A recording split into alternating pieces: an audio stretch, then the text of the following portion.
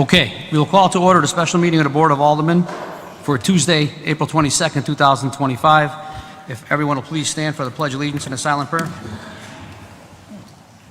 Pledge allegiance to the flag of the United States of America, and to the republic for which it stands, one nation, under God, indivisible, with liberty and justice for all.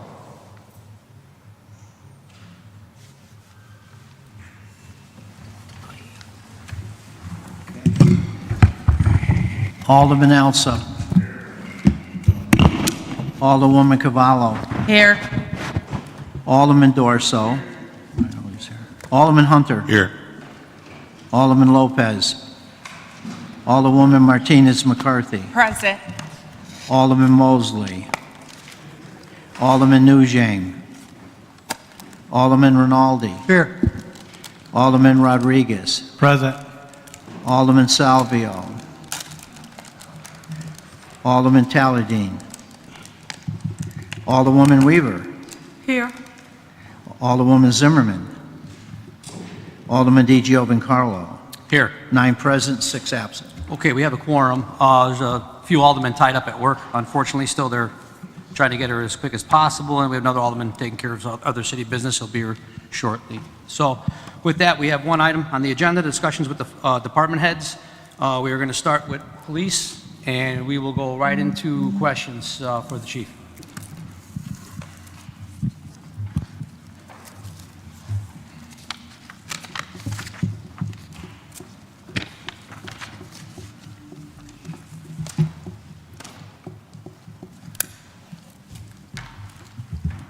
Any questions for the chief? Yes. Give me, how you doing? How's everybody? Well, Alderman, how are Alderman Rodriguez, go ahead. Sorry, Mr. President. Still getting organized a little bit, but my first question to you is, there's some new recruits that we're going to have, and it's going to be paid by a different grant. Cops grant. How long is that those grants are going to last? And after we run out of those grants, is the city going to take over after that, or how's that going to work? And how many cops are you going to have for that? Okay, so it's a cops grant provided by the Department of Justice. It'll pay a percentage of new officers' salaries. It'll pay for 3 years, and then the retention will be 1 year. So 3 years, we'll get assistance from the federal government to pay for those 15 positions, and then we have to retain them for at least 1 year after the grant expires. Okay. So after that, then the city take over the city would assume all costs associated with those extra officers. But of course, the city could make any decision it wanted after that, as far as keeping the budgeted number at 315. How many? So 15 officers? 15 total, yes. So that would bring our budgeted number up to 315 police officers. And that's the magic number that we got to have for the city, right? I think that's what it is? Well, yeah, I mean, listen, I think we can run the department with 300 police officers on the street. The issue is if you only have budgeted 300 police officers, you'll never have 300 police officers on the street because of injuries, attrition, other disciplinary issues. Okay.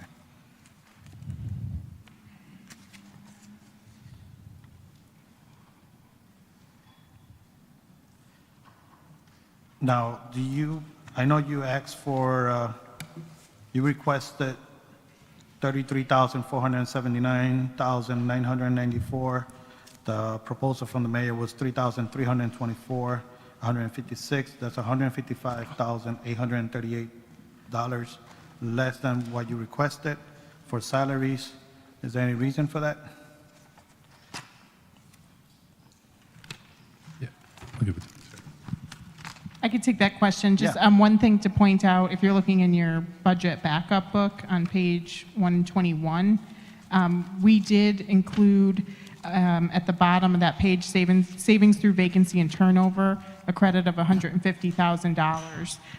The department didn't put in a request for that line, but we felt that because of attrition and turnovers and vacancies that happen throughout the year, we could budget the savings of $150,000. And there were just, I think, some other minor changes to different positions. Got it.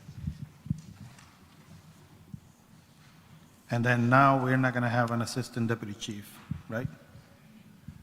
Well, we negotiated with the union. We now have 3 deputy chiefs, and we vacated the position of assistant deputy chief.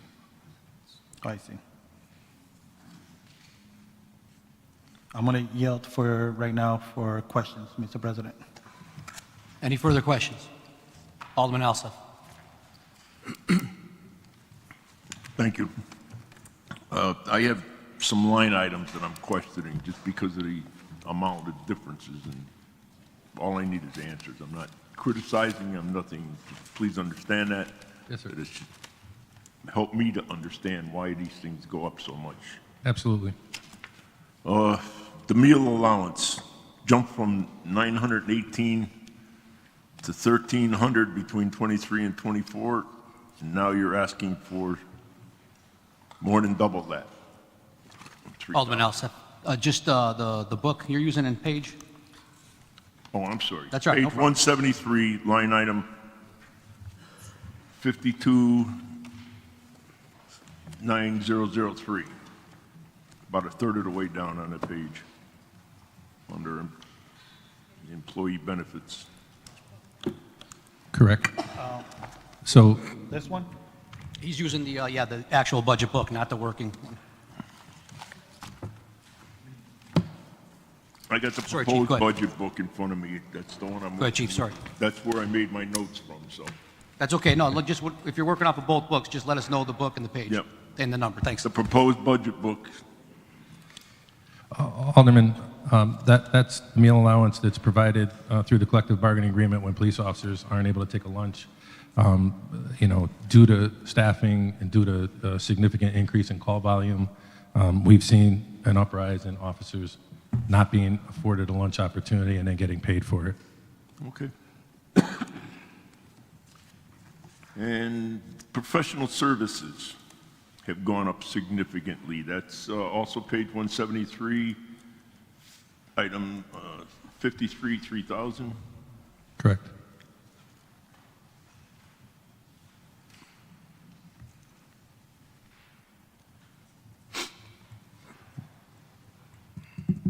Right.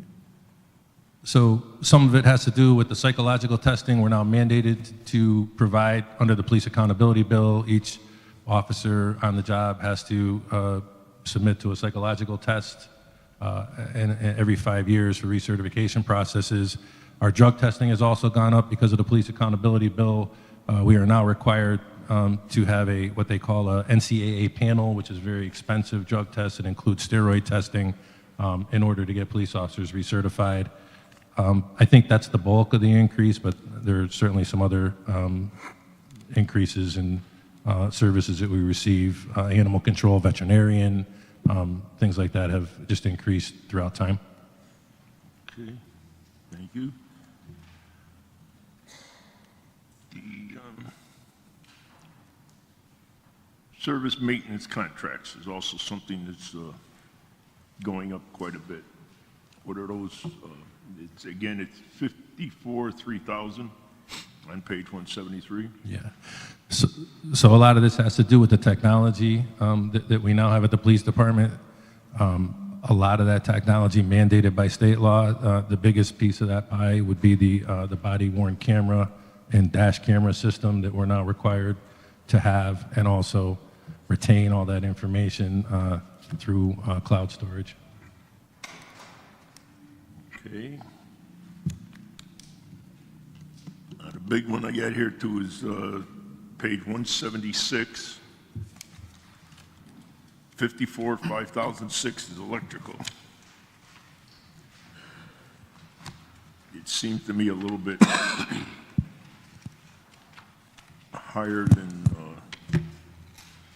what I'm experiencing. I'm experiencing high, but that seems much higher percentage. You talking about office equipment? No, I'm sorry. Page 176, 54, 5,006. Tell me I'm on the wrong electricity. page. Electrical. I got Right. the wrong page here. somehow or... I don't see, the 176 is something else. I'm sorry. Oh, 173, Alderman. Right. So those Yeah. are our utility costs, our electric costs that were charged by Eversource. But that's an estimate, correct? You know, Well, coming up, it- but I mean, that's a it- significant jump. It's an estimate that's based on our actuals, and that's where we believe that we'll end up this year. Okay.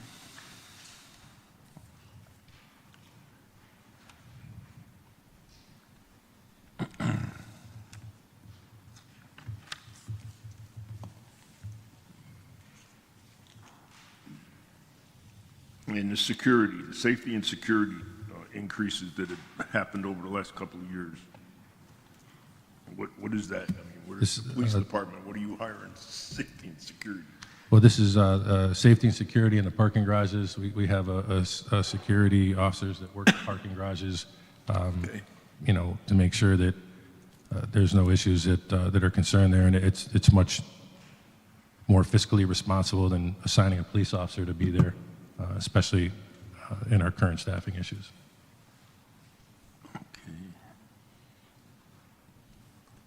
And the postage, that's a huge, More mandates in the law that require us to provide notice on a variety of different things, but mostly when it comes to towing and seizing vehicles. These mandates require us to send certified letters to the owners and anyone that may have an interest in that property, and therefore there's been a significant increase in postage.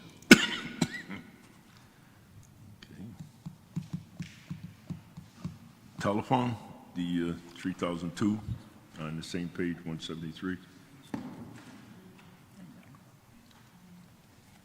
This would be the landlines that we have, and again, this is based on actuals.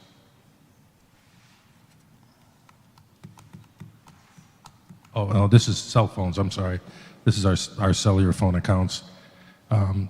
This not only is for telephones, but it's for modems that are required for the data terminals that are in our vehicles. Well, the question I guess I'm going to have is that your request was for 194,000. The mayor's budget came back with 44,000, which was the same in '25. I could help answer that question. There was a request from the department to purchase cell phones for each individual officer. When the Budget Development Committee met with the department and went through the budget request, we did end up cutting that. So the 150,000 was the estimated cost to purchase a cell phone for each individual officer. So that's not funded in the mayor's proposed budget. Right. The budget is 44,000, which is the same as the current year to cover the cell phones and the other items that the chief mentioned that are in existence right now. I'll let the chief comment more on the individual cell phones for each officer. The individual cell phones provided for each officer was a wish list item that we submitted this year.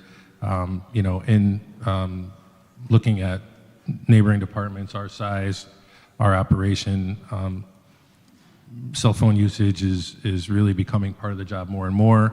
There are some court concerns about a police officer using his personal cell phone and what would happen to that cell phone if there was information on it that was needed for a trial.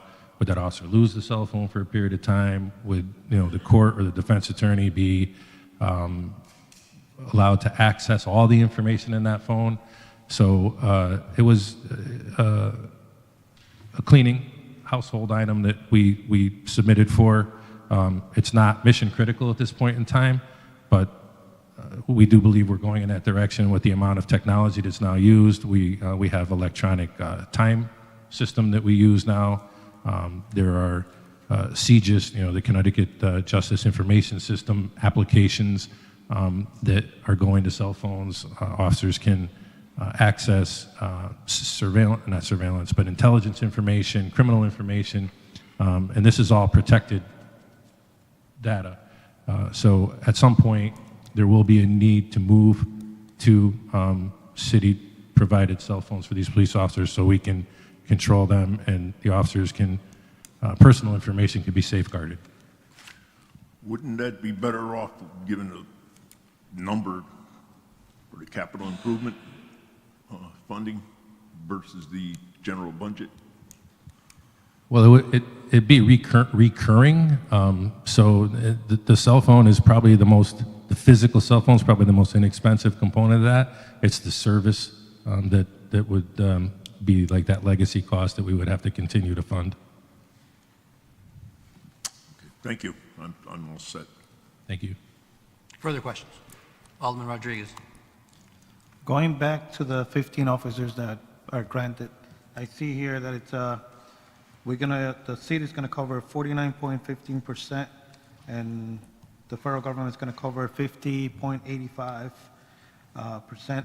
So that's $1.2 million with the 15 officers. So that comes up to $81,000 each. Would that be accurate for the payroll for those officers? Is that including the overtime, or that's only for regular pay? No, that would not include overtime. Not including overtime? But yet, the goal here is the larger number of officers we have, the less overtime we're going to spend. So, and the overtime will be covered by the city? Yes, correct. Now, how many vehicles do you have that are personal use? Or there's no personal? Assigned as take-home, 19. 19? That's including only for the police department, or other departments have vehicles assigned to you guys? Like, I think the mayor's office has vehicles, or? Well, they may be on our, I could take that. Yes, the mayor's office vehicles are assigned to the police department, and the fuel is budgeted within the police department budget. Service and maintenance is covered under central vehicle maintenance in the public works department. But the 19 the chief is referencing would be just the police department vehicles. I think the mayor's office answered the question about their office last week. Yeah. But 19 would be just the police department, not including the mayor's office vehicles. But some of the expenses related to the vehicles, like gasoline, are funded in police, and then repair and maintenance for most of the vehicles throughout the city come under public works and central vehicle maintenance. How many, so you're saying 19 for the police department, and how many we have altogether? Do you have an idea? We want to answer for the mayor? There's 3 vehicles from the mayor's office. So total is 21 vehicles through the whole city? Correct. Okay, perfect. Well, no, that's police and the mayor's office is 21. Yeah, police and Yeah. mayor's office. There are some in public works, water department, so on and Yeah. so forth, but 21 for PD and the mayor. That are kind of in the same budget, if I'm, Correct. okay.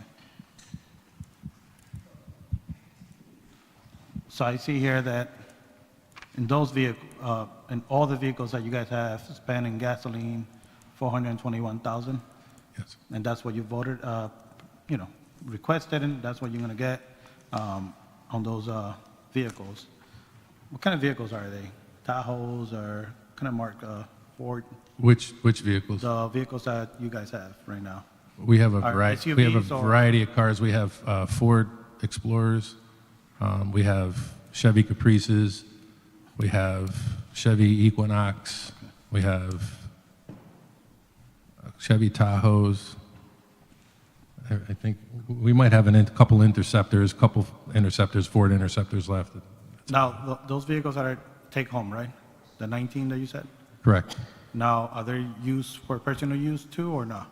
So those vehicles, those 19 are assigned to officers that are on call 24/7 for emergency situations. 7 of them are contractual with the captains. 4 of them are for the executive team, myself and the 3 deputy chiefs.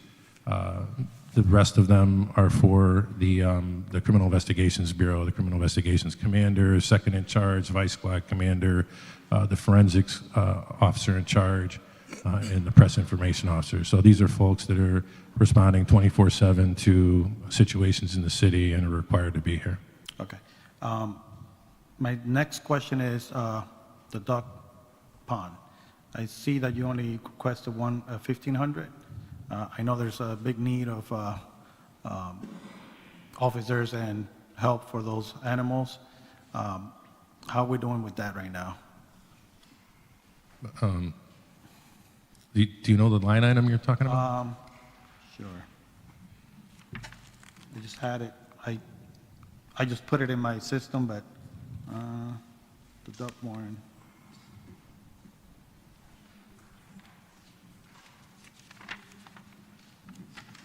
I think I saw it right here, hold on. Okay. Yeah, and like in operations, there's $7,000, that's for dog food. There's a number of line items within the topics, the subtopics of the budget that Yeah, are associated with the dog pound. so, how are we doing with managing that department? How are we managing it? I think we're doing quite well. You know, we are taking care of the dogs that come in that require attention. We are adopting out a lot of dogs. There is our unfortunate time. We're not a no-kill shelter. It's very, very difficult for us. Post-COVID, there's been a lot of abandoned animals in the city. You know, we've been dealing with a lot of wildlife issues lately, bears, coyotes, some distemper, but the staffing is very well there. Staffing is good.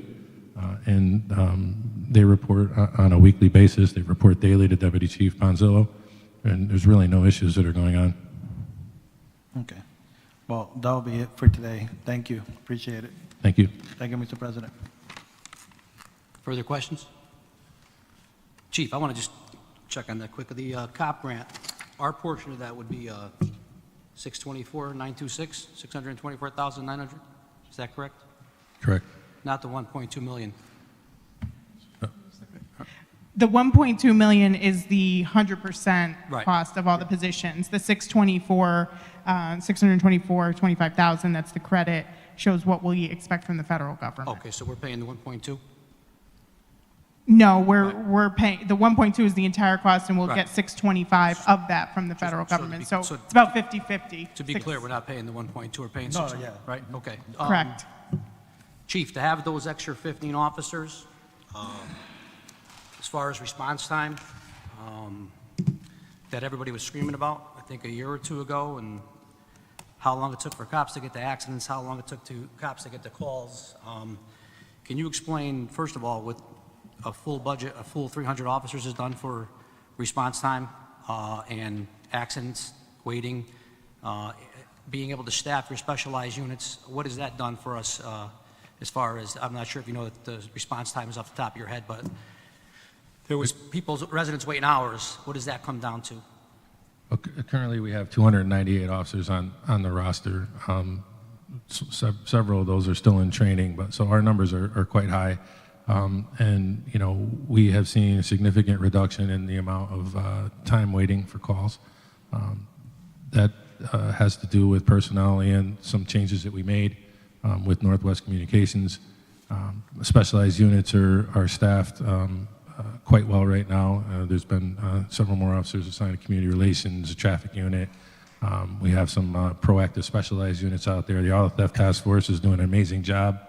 And as much as I hate to talk about it, you can see it in our crime stats. There's been incredible reductions last year. There's even deeper reductions this year, first quarter. So you can really see the difference in the amount of staffing that's out there.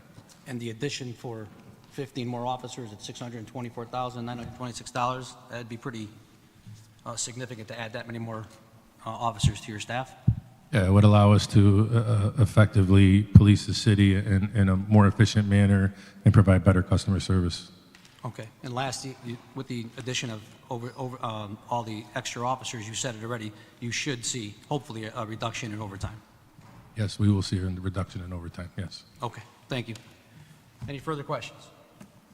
Seeing none, thanks. Thank you, Chiefs. Thank you. Next up, we have fire. I do want to make, there has been a little bit of a change for health will be after fire. So we're going to move health up. Everybody after fire. Just to be clear, health will be number 3.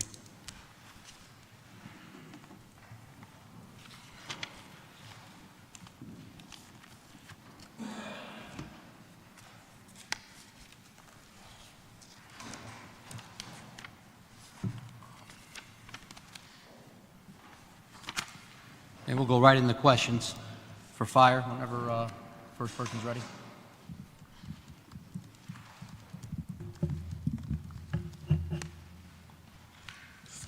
Alderman Hunter. Assistant Chief, Engine 5, What is the total time turnaround for the completion of Engine 5? It's my understanding that we're still in the process of acquiring the land, so I don't have an answer for that.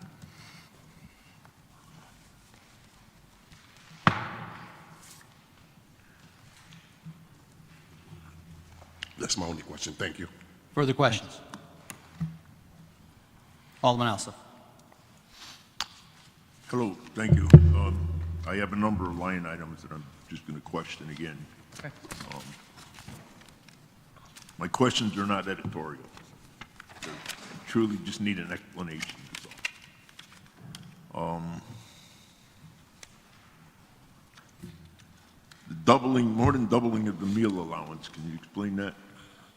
And that would be page 181, 529003.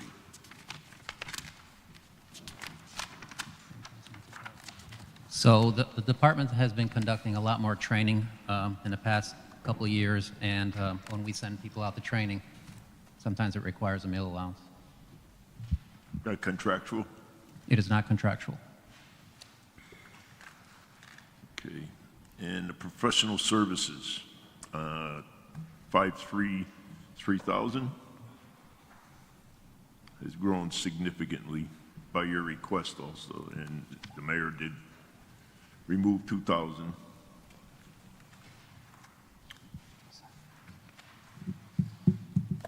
Middle of the page of 181. Yep. That's for, we've had a lot of engineering design services for some of the fire stations that have needed work, so that's why the increase in that. Engineering services, and we don't utilize the city's engineers? Sometimes we do.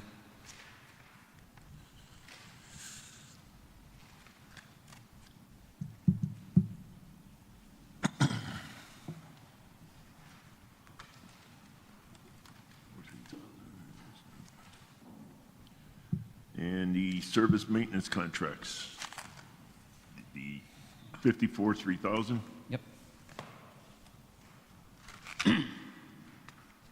So we are in the process of moving our records management system to First Due, and that is a significant increase. And also our Purvis system, which is our station alerting system, we had 3 years of free maintenance, which has expired.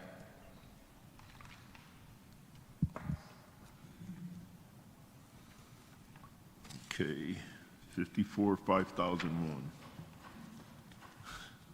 What are we doing different that we put a 50% increase on our sewer?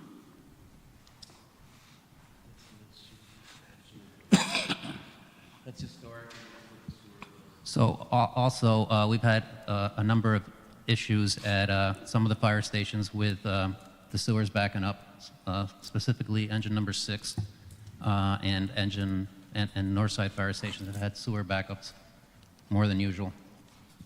Okay, nothing to do with the meal allowance. I hope not.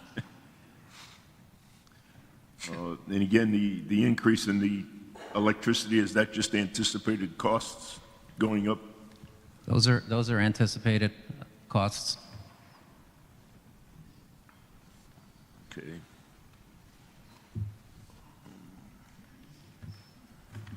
Communications is also something that has seen a steady increase. And what does that entail? It's 3,000 on page 181.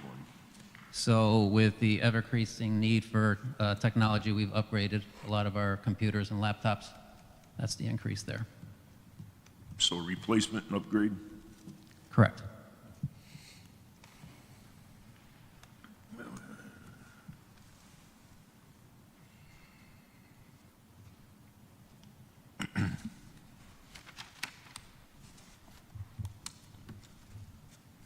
$561,206 on page 102, that's office supplies.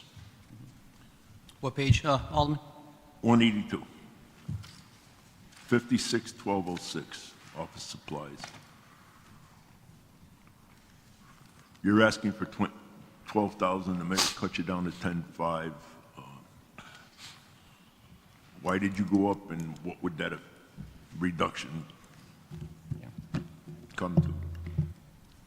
We were just anticipating an increase in costs.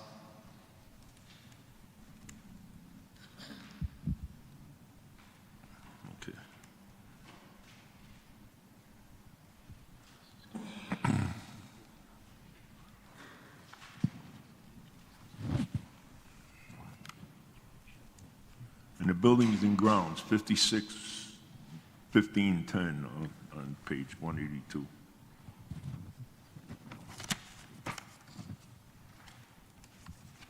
Yeah, we're just attempting to beautify some of the fire stations with a little landscaping.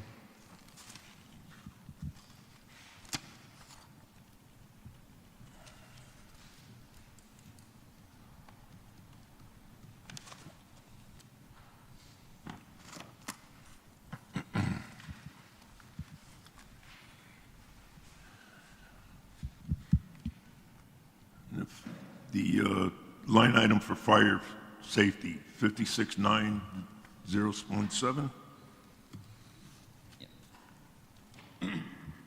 So we've had an increase in the amount of public fire education requests by schools and other community organizations, so we have to purchase supplies for that. So that's educational, okay.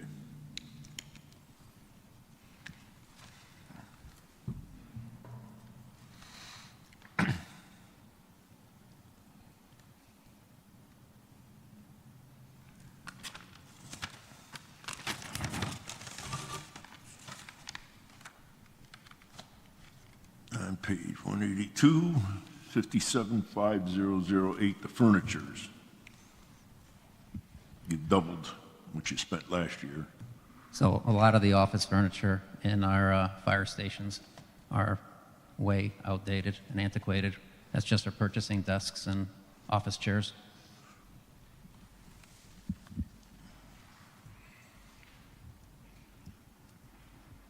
And the line below that, 57200, is office equipment. That's another significant jump up from the last.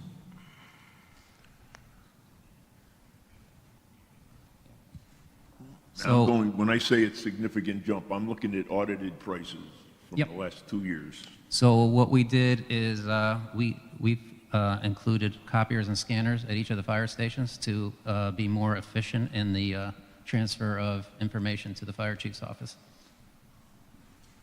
Those used to be hand-delivered, a lot of the items. Now they can just scan them, such as injury notes and stuff like that.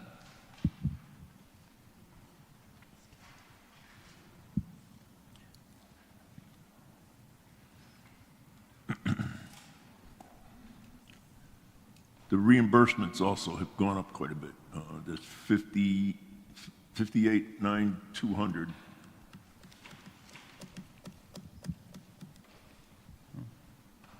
They went from 324 to 5,000 last year and this year.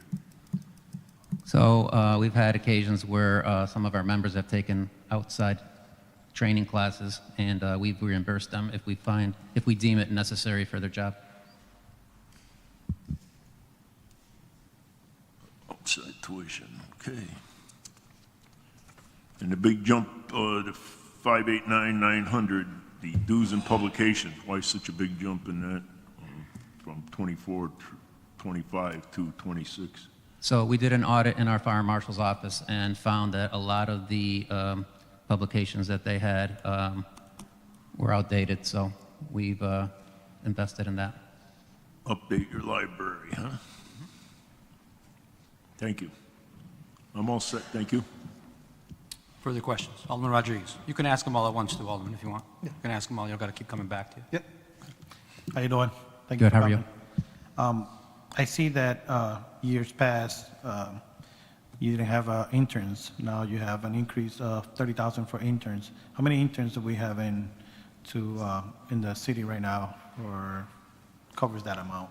On the fire department, Yeah, we have one intern in our office right now. one intern? And I believe we're going to be taking another intern on a temporary basis in the next couple weeks.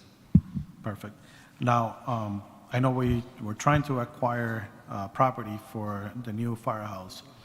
Is that included in this budget? Or how are we going to acquire that property? I believe that was in the last budget. We did have a bond authorization included in the fiscal year 25 current year capital plan.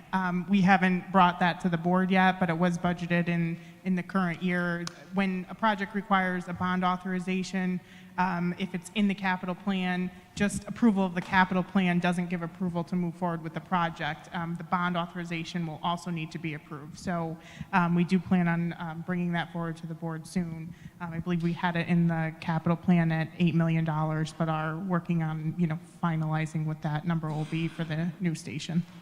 Okay. How many vehicles we have right now that you guys, and in good condition, trucks that are, because we're not buying any trucks this year? Well, we put in for a truck that's going to be a bond authorization. So we're not in dire need of a truck right now, but they're taking 3 to 4 years to build. So that's the reason why we put in for it now. Okay. And then how many vehicles do you guys have that take home from your department? I believe we have 7. 7? 24/7? Yes. Okay.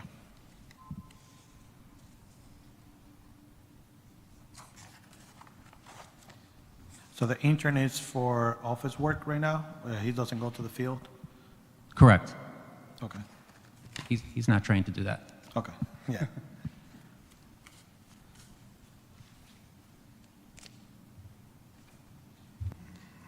I think that's the questions that I have for you. How many vacancies we have so far from you guys? Right now on the line, we should have 17 vacancies. And how are we working on that to get We have up to date? we have a recruit class that's starting on May 5th. We are authorized for 26 firefighters. We've lost 9 firefighters this fiscal year, and we have 6 pending. So by the time the class is well underway, we should be at the budgeted amount that we're supposed to be at. Perfect. Well, thank you so much. Thank you for you guys' Thank you. work. Appreciate it. Thank you, Mr. President. Alderman Alsop. Hey, one more question. Last year you were here and you spoke of getting 2 additional engine, or 2 replacement engines at a bargain. Did you get them? They're here. They're going to be in service at the end of the month. They'll be in service, okay. Is there anything else pending right now? We have another fire engine that was purchased in the last fiscal year that is at Gowans and Night right now, which is a fire apparatus facility. They manufacture them there, and that should be ready by the end of June. What is the status of the fleet at that point then? Are we in good shape, fair shape, or? We'll be in pretty good shape. We have a couple of the apparatus that they're replacing are very old, so we will be auctioning off a few of those apparatus, which should leave us about 3 spare engines and 2 spare trucks. Thank you. Further questions, Looking for Alderman the Tajani? bargains. I'm sorry, I didn't hear Keep you. looking for the bargains. We'll do our best. Alderman Tajani. That's okay. Hi, how are you? Good. I have a question. Last year I'd asked what the split between first responding calls to fire calls was for the fire department. And I think you said it was about 80-20 first responders versus fires. Has that changed a lot over the past year? Have you seen an increase in either? It's not quite 80. I don't know if it was ever, did I say 80? I think it's about 76, 77% for EMS. Okay. Oh, so okay. I'll keep the 4%. That's fair. Okay. Is that about the same for the previous year? Yeah. Okay, cool. Thank you. That's my only question. Further questions? Hearing none, thank you, gentlemen. Next up, we'll have health. To all the aldermen out there, if someone needs a break, let us know. We'll break when you guys want to break. All right, thank you.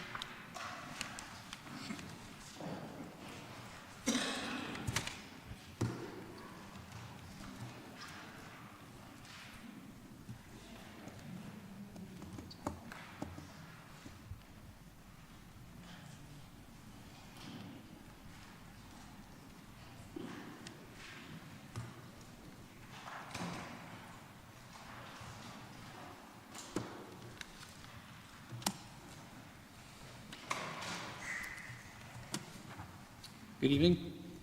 We'll start with questions whenever you're ready. Alderman Rodriguez. Hello, how you doing? I see here that you requested a grant writer for, on page 326, and it was, you requested it, but it was approved. What would the grant writer would do for you guys if you guys were to have it? We depend on grants for our department's functioning. 70% of our total budget is made up of grants. To seek those grants requires a tremendous amount of work. We have a part-time grants coordinator who is someone on our staff who she works 3 days a week, and she takes the grants through all of the required steps in the city's ordinance ordained processes to get the grant to the Board of Aldermen, to go through the contracting process. All of that is very time consuming, and this would complement that role if we had a grant writer who was doing more of the grant writing. To construct a grant, typically grants are, hundreds of pages long, to develop a proposal. And each one of those requires the work of, 3 of our staff, myself, Ryan, and our Director of Program Decision Support. For us to do our regular jobs, as well as focus the time and energy that it takes to quickly turn around a grant because of the protracted process of applying and responding to a grant, we really have to drop everything else that we're doing and just focus on that. We're actually in the process of working on a community violence prevention grant right now and trying to get it to Corporation Council in order for them to have adequate time to review it, approve us to apply to move forward, to submit it to the Board of Aldermen 10 days before the aldermanic meeting, so that we can just apply. We can't apply for anything more than $50,000 without Board of Aldermen approval. As a result, it backs up our timeline so that we typically have 2 to 4 weeks, if we're lucky, 4 weeks, typically 2 weeks to write what is often a 200-page application. So a grant writer would provide us the needed manpower to work through that process more effectively. Okay. Do you have, Sarah, why we didn't approve that? Is there any reason for that? Just, I think, as I've mentioned previously at our last meeting, we had a number of departments request new positions as well as, new programs, software programs, things like that. We just saw the cell phones in the police department.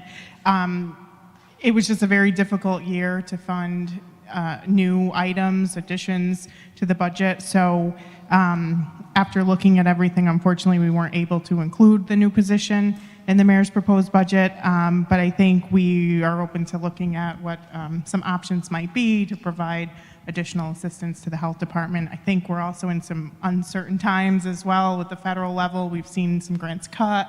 I don't know if we're going to have as many opportunities in the upcoming months, so we were cognizant of that too.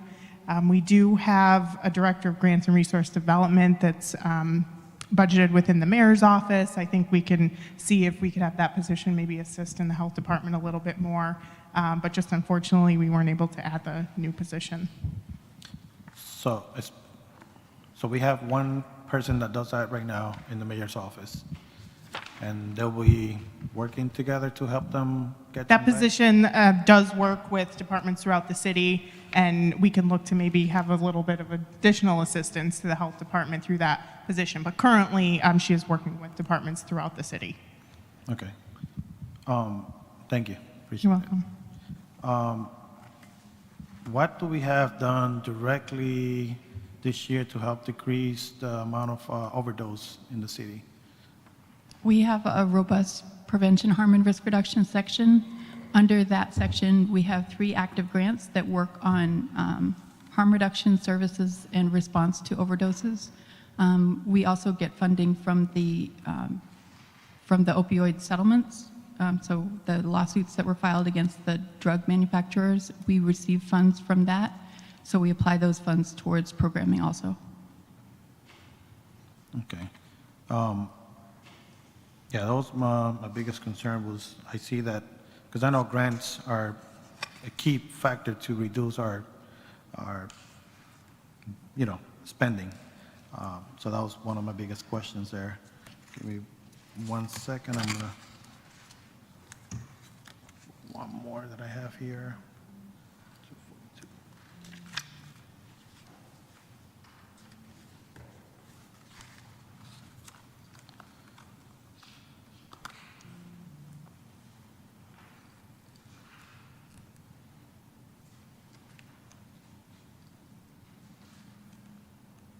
How many vacancies do you guys have right now? Right now, we have a vacancy for our lead sanitarian 2, which is our lead food inspector. We have 5 school nurse vacancies, and we have 3 public health assistant vacancies. I know we have spoken with, in regular meetings about the need of nurses in the schools. How are we doing with that right now? We're doing okay. We're doing a lot better than we were a couple of years ago. Just having 5 vacancies is tremendous. Year before last, we started the school year with 23 vacancies. And I know that the pay for the nurses is kind of in a private sectors are getting more benefits than citywide. How's that affecting your ability to get more nurses to work for us? I think it's challenging, but we did finalize the nurses' contract last year with a significant increase. So I think that our pay is competitive with hospitals and other options that they may have. We're not able to offer some of the benefits that those hospitals are able to offer, such as a sign-on bonus or longevity pay or any of those types of things. But the pay that we're able to offer is commensurate with what's available in the private sector. Okay, thank you. Human Resources did a lot of that work to make sure that we were looking at what the landscape is in terms of other health departments and what the private offerings were. So having that benefit of a landscape view of what the competition looked like really helped us to come to the table prepared to negotiate with the nurses effectively. Now, do you have mostly RNs or LPNs working for you? We have 10 LPN positions, and we have 28 RNs that can be either an associate's prepared or a bachelor's prepared nurse, and then we have 5 positions that require a bachelor's degree. Okay. Thank you, Mr. President. Thank you so much. Appreciate you. it. Alderman Elsa. I want to piggyback on the budget, I'm sorry, on the grant writer. When I was on the Board of Education, we hired a grant writer for the first time, and we paid a percentage in the beginning, and we had tremendous profitability. She brought in more money than any of us were anywhere near believing was possible by paying them based on what they brought in. We then went to a salary and didn't get as many grants. But is it something that you've looked into that, having somebody come in on a percentage basis? It's in a lot of the grants have a line item for that. I know that what happened with the Board of Ed when we had it, we were able to include it in the grant itself. Every time a grant was written, that position was paid for, so to speak. I could maybe take that question. I think what we've seen over the years, not necessarily health department specifically, but grants that used to have funding available for administrative expenses, so you could use some of the grant funding for a position. That funding isn't as readily available anymore to be used for admin expenses, and then sometimes if you're using it for admin expenses, then you're not able to use it for what the grant is actually for, if it's a program. I mean, I think we do see that in the health department, but we've seen that in other areas as well.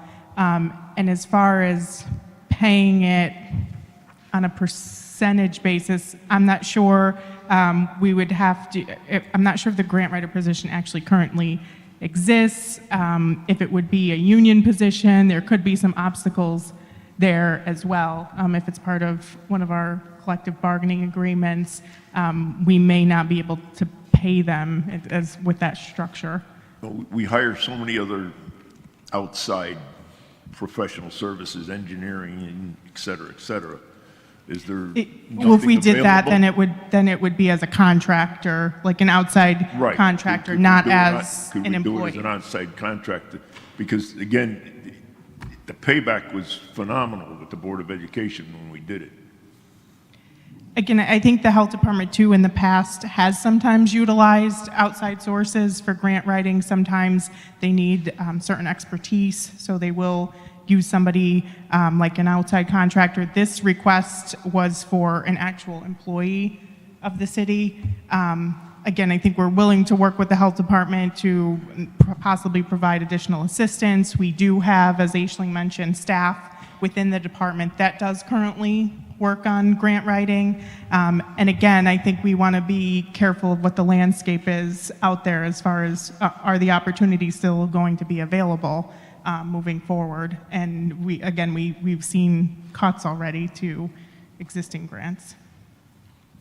Just a suggestion, thank you. Thank you. That's it, I'm set. Further questions? Alderman Tajerly. Thank you. So my question, I see in your sort of core functions, HIV prevention. Do you anticipate any interruptions on HIV prevention or outreach from what's going on at the federal government?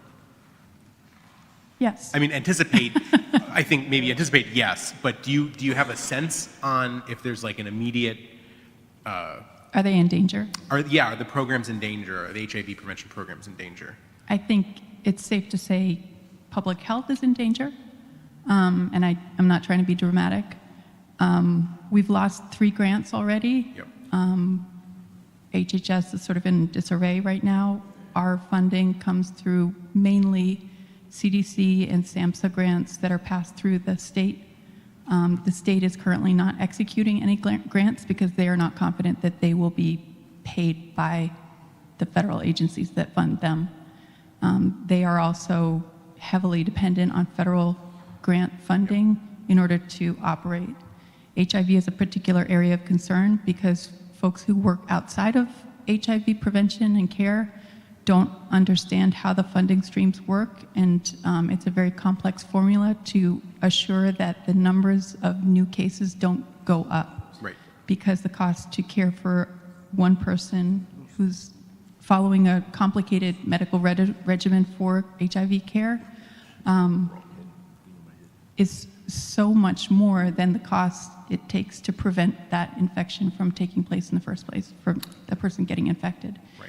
That it's a two-sided coin. You can't take one without the other. When you talk about consolidating departments under HHS and saying that, you know, the work that SAMHSA is doing about HIV prevention or the work that CDC is doing under HIV prevention or NIH is doing under prevention should all just go into one pot, that when you get down to that one pot, they're going to decrease the total amount. They're not just going to consolidate all the funds under one. They're going to say, oh, there's duplication here. Right. Duplication, it's not duplication when each of these pots are serving a different function, and that they're interdependent is not well understood. Mm-hmm. The work that we do is on both sides, but mostly on the prevention side. We refer people to services once they test positive for HIV, but the majority of the work that we do is on the prevention side. Whether it's the intersection of prevention of HIV and hepatitis C, the prevention of overdose from risky sexual behavior as a result of a drug habit. There's so many risk and harm reduction services that we provide that are complementary but I think are not well understood in the current climate.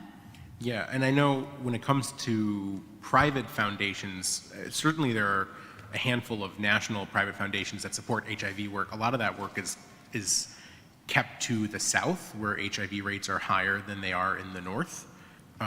Is there a backup plan for the health department on what to do if HIV funding gets to a level so low that it's practically ineffective? I think we would work creatively with our partners in the city to see how we can complement their efforts and just boost their efforts with whatever resources we do have available. Yeah, so kind of a make the plan as we see where everything is bubbling up. Yeah, I guess I don't really expect a different answer because it's hard to anticipate how to put a course of action together without knowing what funding streams are available, what work is out there, who's going to have any funding within the city in the next 6 or 8 months. So I appreciate the work in advance because I'm sure it's going to be a lot. So thank you. Thank you. Alderman Elson.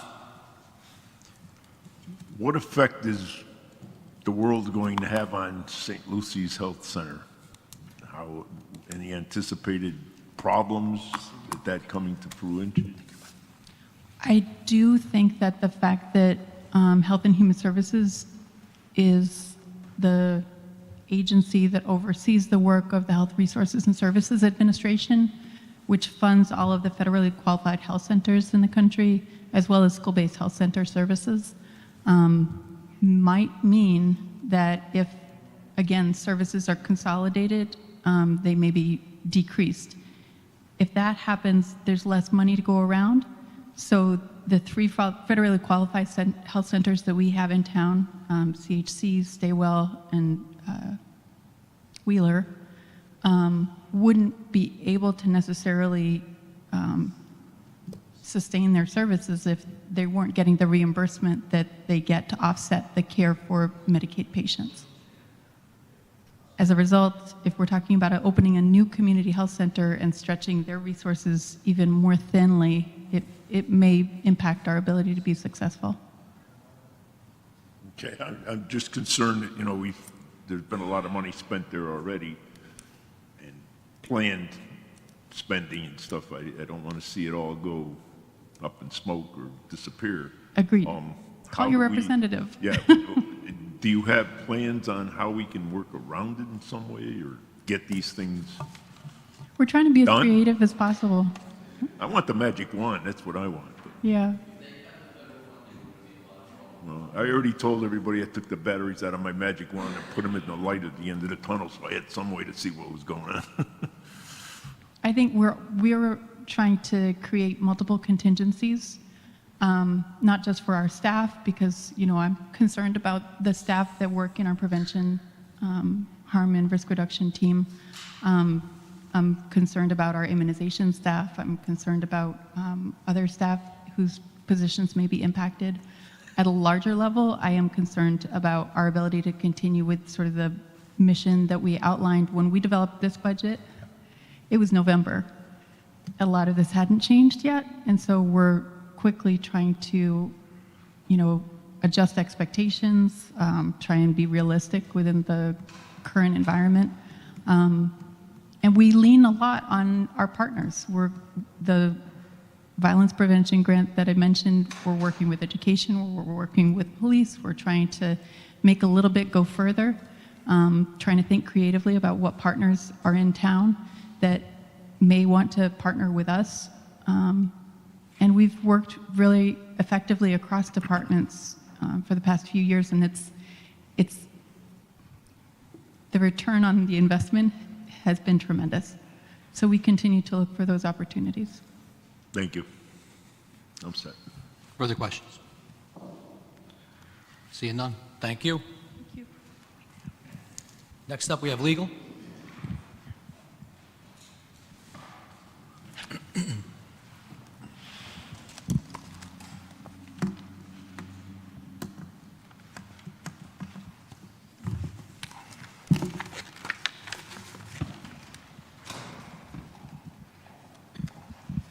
Good evening. Good evening, and we'll start with questions as soon as the Aldermen are ready.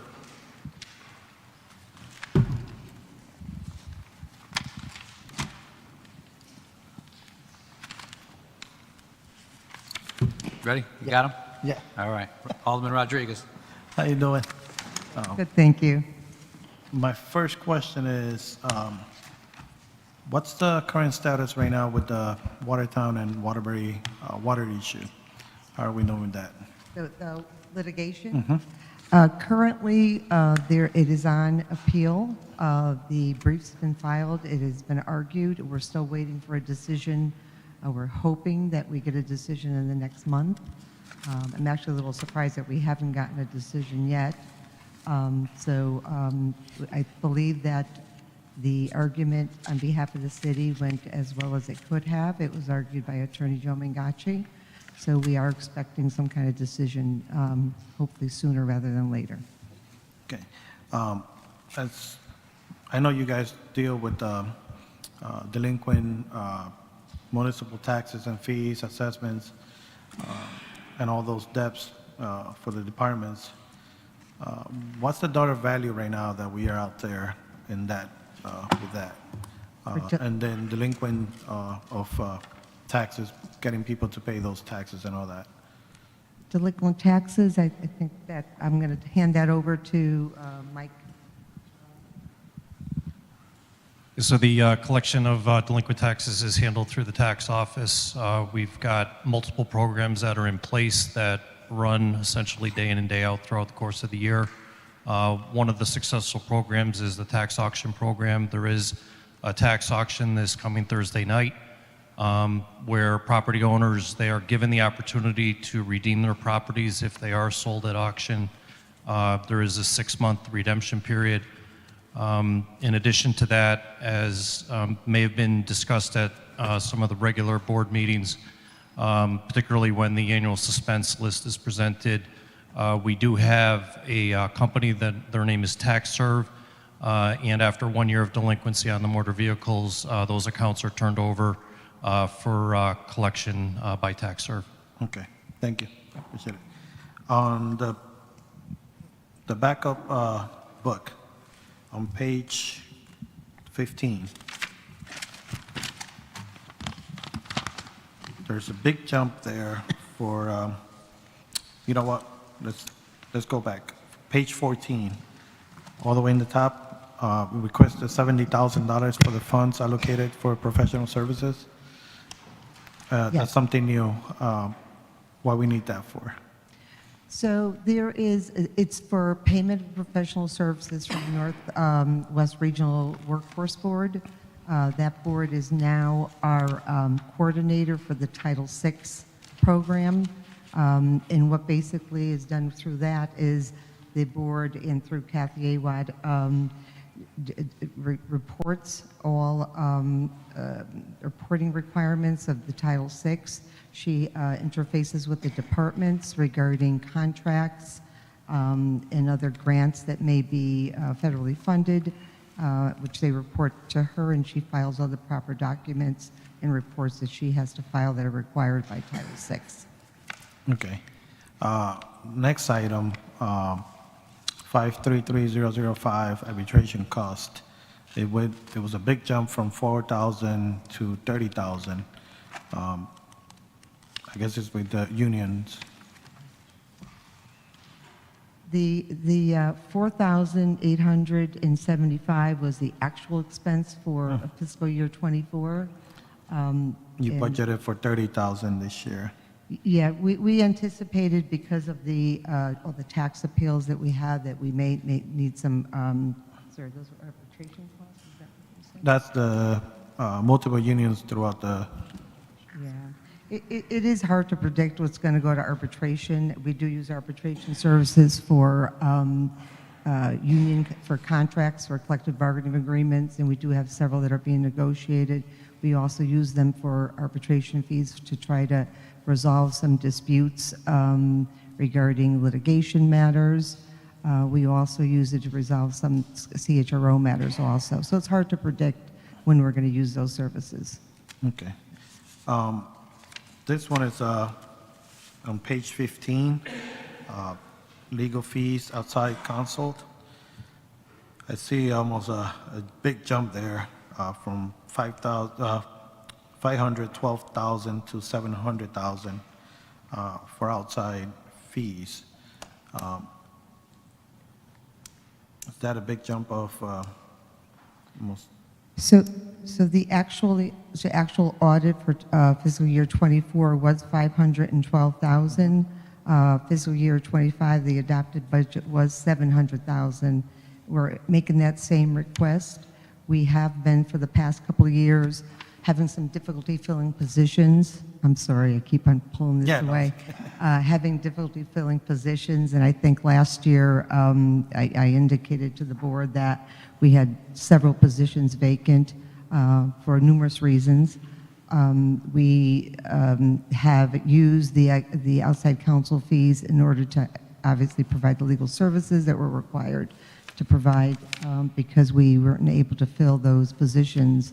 We have, as of today's date, sitting here today, I believe we have one staff attorney position vacant and one paralegal position vacant. So we were able to fill quite a few positions. So we're in a better position right now than we were last year.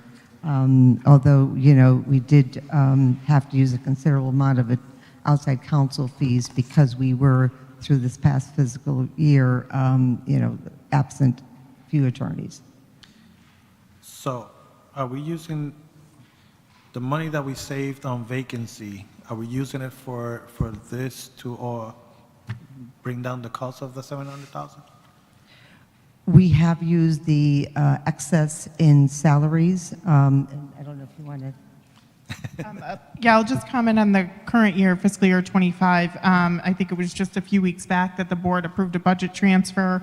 We did transfer from the regular salaries account in the legal department to the legal advisor account and to the tax appeal legal costs account. So while you see that the current year budget in this book, the original adopted budget was 700,000 for the legal advisor account, it's now 865,000 due to the budget transfer that was recently approved. And that is based on the activity we've seen so far and what was projected through the end of this fiscal year. So when we're budgeting for next year, we're also looking at the expenses that we've had to date this year. So there's the margin is kind of in the same ballpark? So right now, the transfer was able to be accommodated through the department's own budget. Because of those savings from the positions that are vacant, we were able to move it to the outside counsel account. And as Angela explained, when she has the vacancies within her department, it causes the need to utilize outside attorneys more often. If the department were to need additional funding before we end this year, the next transfer would likely have to come from the contingency account. But so far, we're able to handle it within their own budget. So their overall budget for the current year is the same amount that was originally adopted. But again, when you have savings in the salaries, that usually means the outside counsel fees are higher than anticipated. Do we plan to fill these positions anytime soon? Yes, we actually have filled quite a few of them. We only have one attorney position left to fill and one paralegal position left to fill. And we have ads, you know, asking for applications to fill those positions. So that will help us to not use the outside resources. And one other thing I just want to mention is that sometimes experts are needed, even if we have all the positions fully staffed. Sometimes we do utilize services from outside counsel because of the subject area, and we're looking for those subject area experts. I think one good example of that is also and I think that this was mentioned during the budget transfer, that we did incur some legal expenses as a result of the bankruptcy filing in connection with Waterbury Hospital. We had to obviously hire a firm in Texas to protect the city's interest. That was my next question. Yeah. So you already answered it. I read your mind. So, and how we're doing with that? Are we still working on? It's still, you know, pending. It's quieted down a little bit in terms of motions that were filed. At the early onset, there was a significant amount of activity in the bankruptcy. It's my understanding that at this point, We're waiting for, they've gotten some bids with regards to Waterbury Hospital that's, in the city. Nothing has been decided yet with regards to that. Okay. Thank you. Appreciate it. You're very welcome. Further questions? Seeing none, thank you. Thank you. Next up, Town Clerk. Everybody still good?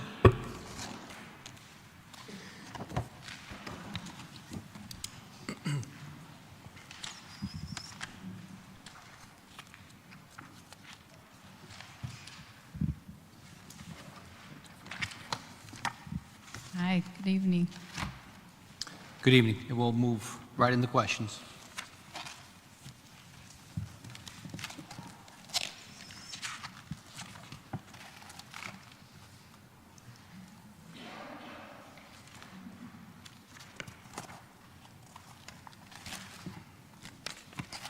Any questions, Town Clerk? Give me 1 sec.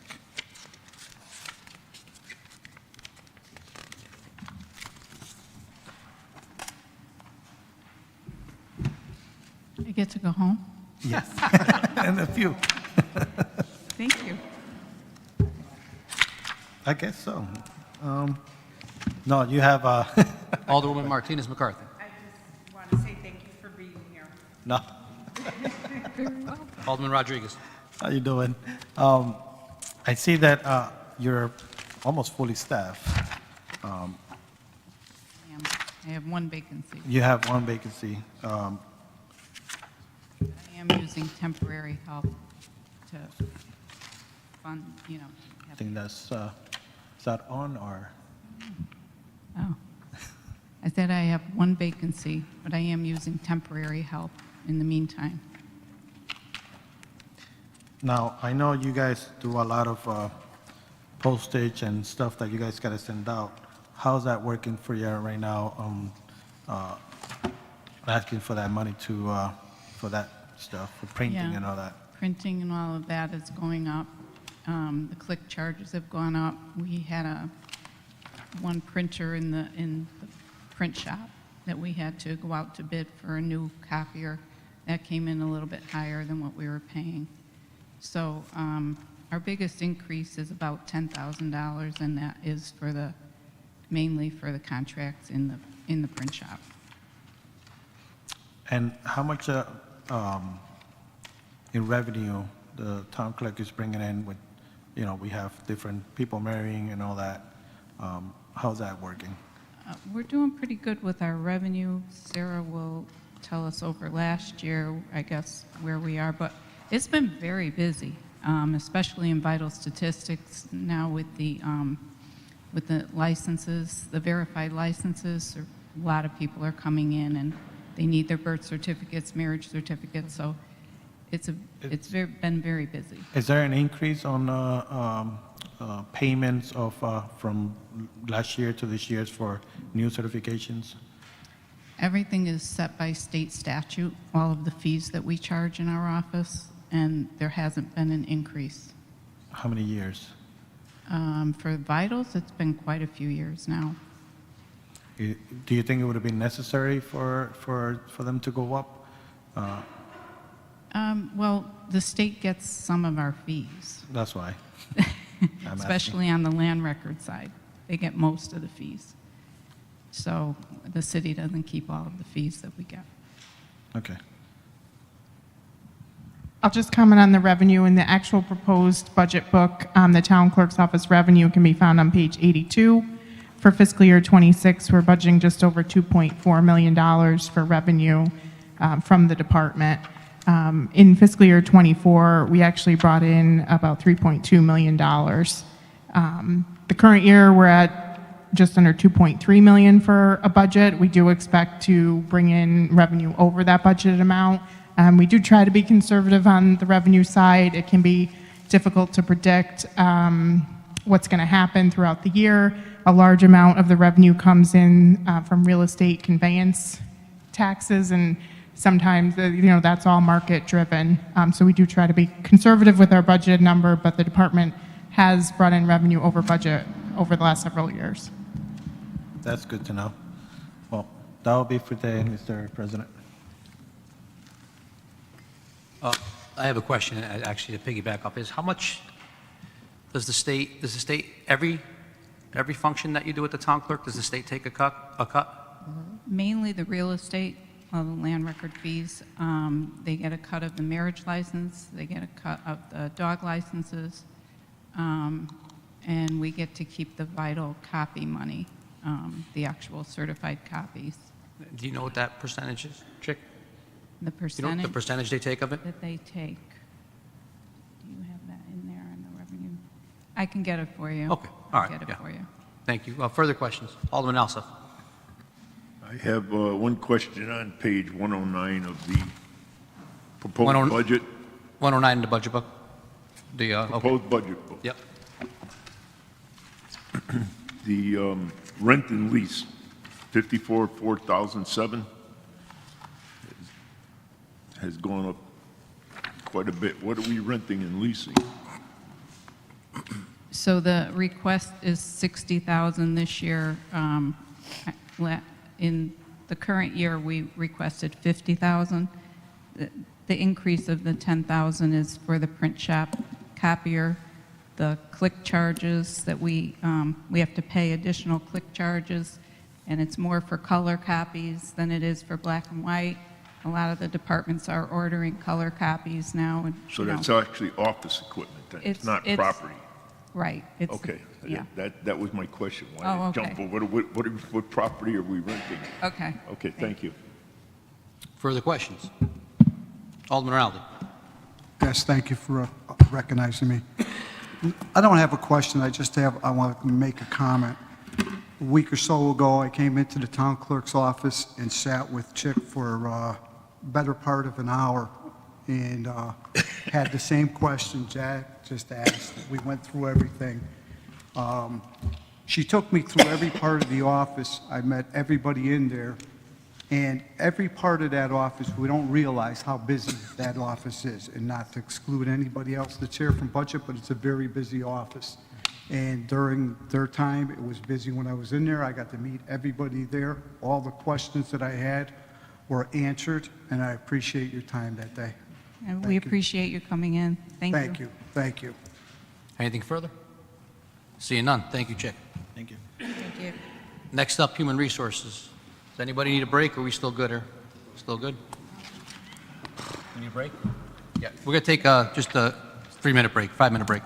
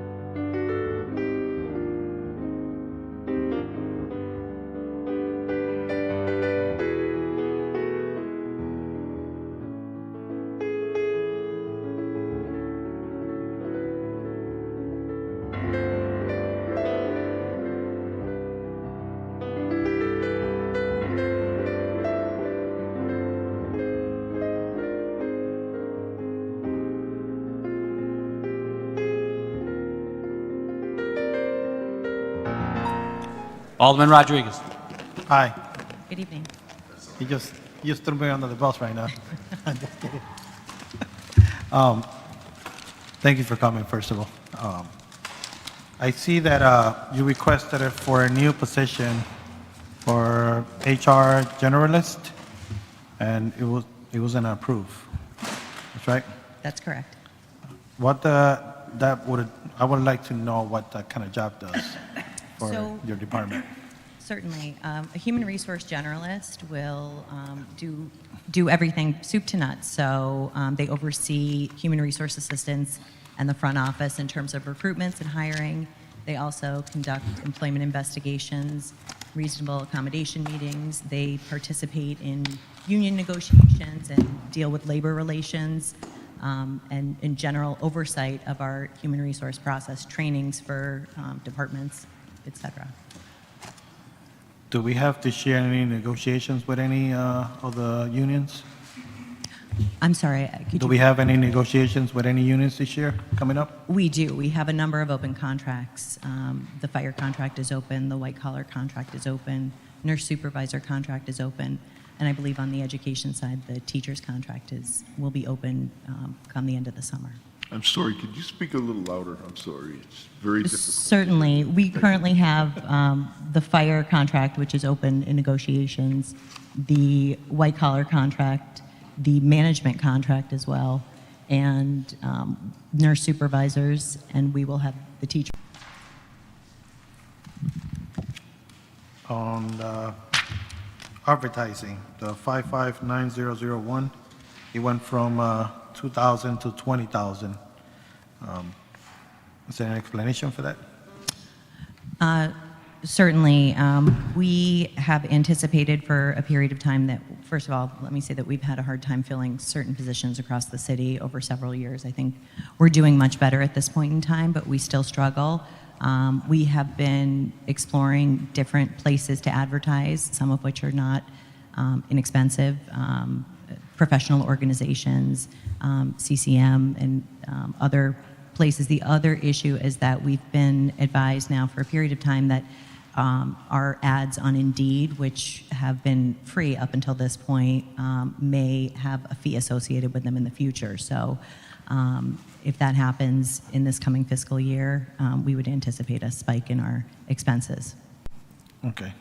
On that same page number 40, on 533022, professional services, I see that as a kind of a big increase on from 117, 195, 195 budgeted again.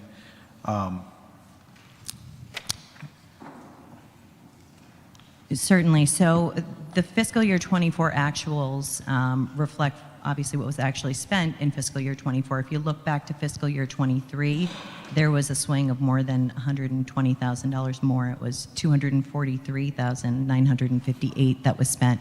This line item really depends on the number of tested positions that we are filling. Specifically, police and fire have the largest fees associated with them. Based on the contracts that are the result of RFPs for professional promotional testing positions and entry-level positions. For this upcoming fiscal year, we do anticipate at some point having to do an entry-level firefighter recruitment. The cost of that test is around $73,000.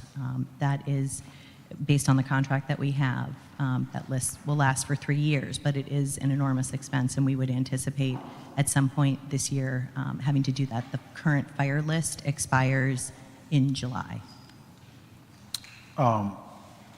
One of the questions that I always have, since we know that the legal marijuana in the state is there, in the city, do we test for that, and how that works for you guys when we have to test for someone for marijuana?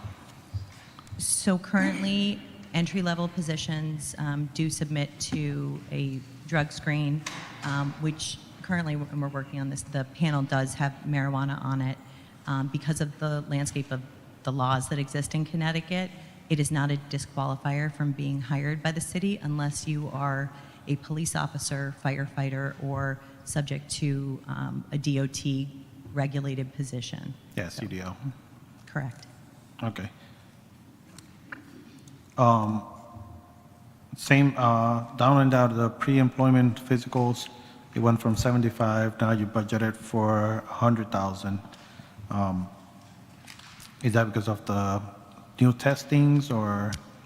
So that really is a fixture of the experience, and we've looked at it. I think our actuals for fiscal year '24 were over, they were 106,000. Six, yeah. So specifically, police and fire, again, have much more expensive pre-employment costs associated with them, much of which is by law. Police have to have a psychological evaluation that costs around $500. The overall police, it's about $900 for every candidate that we have to send through the pre-employment process, and that doesn't guarantee that they've passed each one of those steps. So for every candidate, we may lose a candidate, and we have to expend those monies regardless. And I know that on page 41, the costs of postages went down for you guys. Are we using more electronic use for that reason?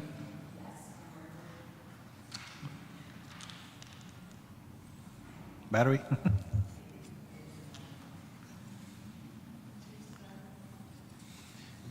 That was the 5 minutes that you needed it.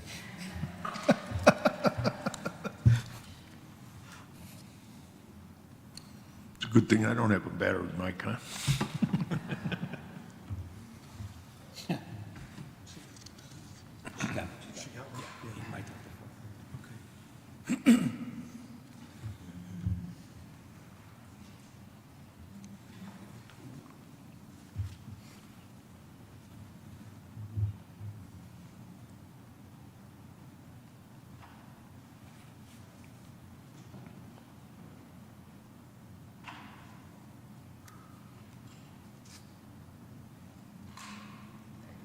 There you go.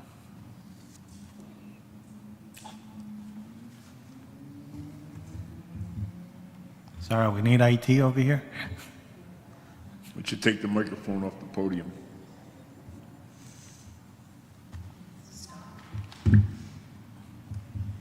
Good. Still down? Still down? Might need create another job position here. Use the microphone on the podium.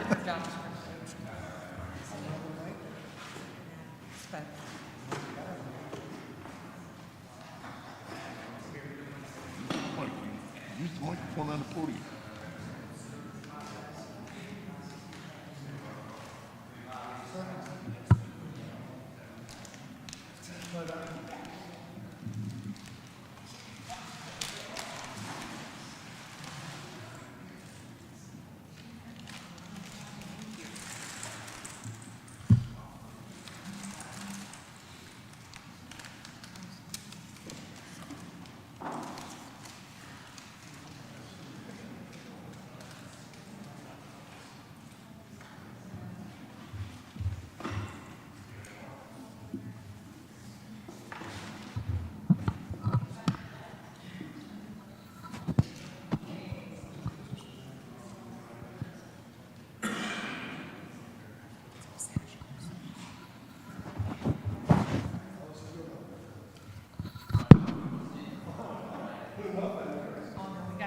We got the one in the back right there.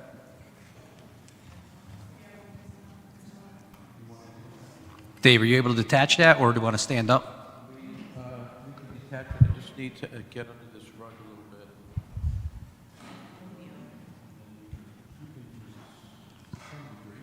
Okay. Perfect.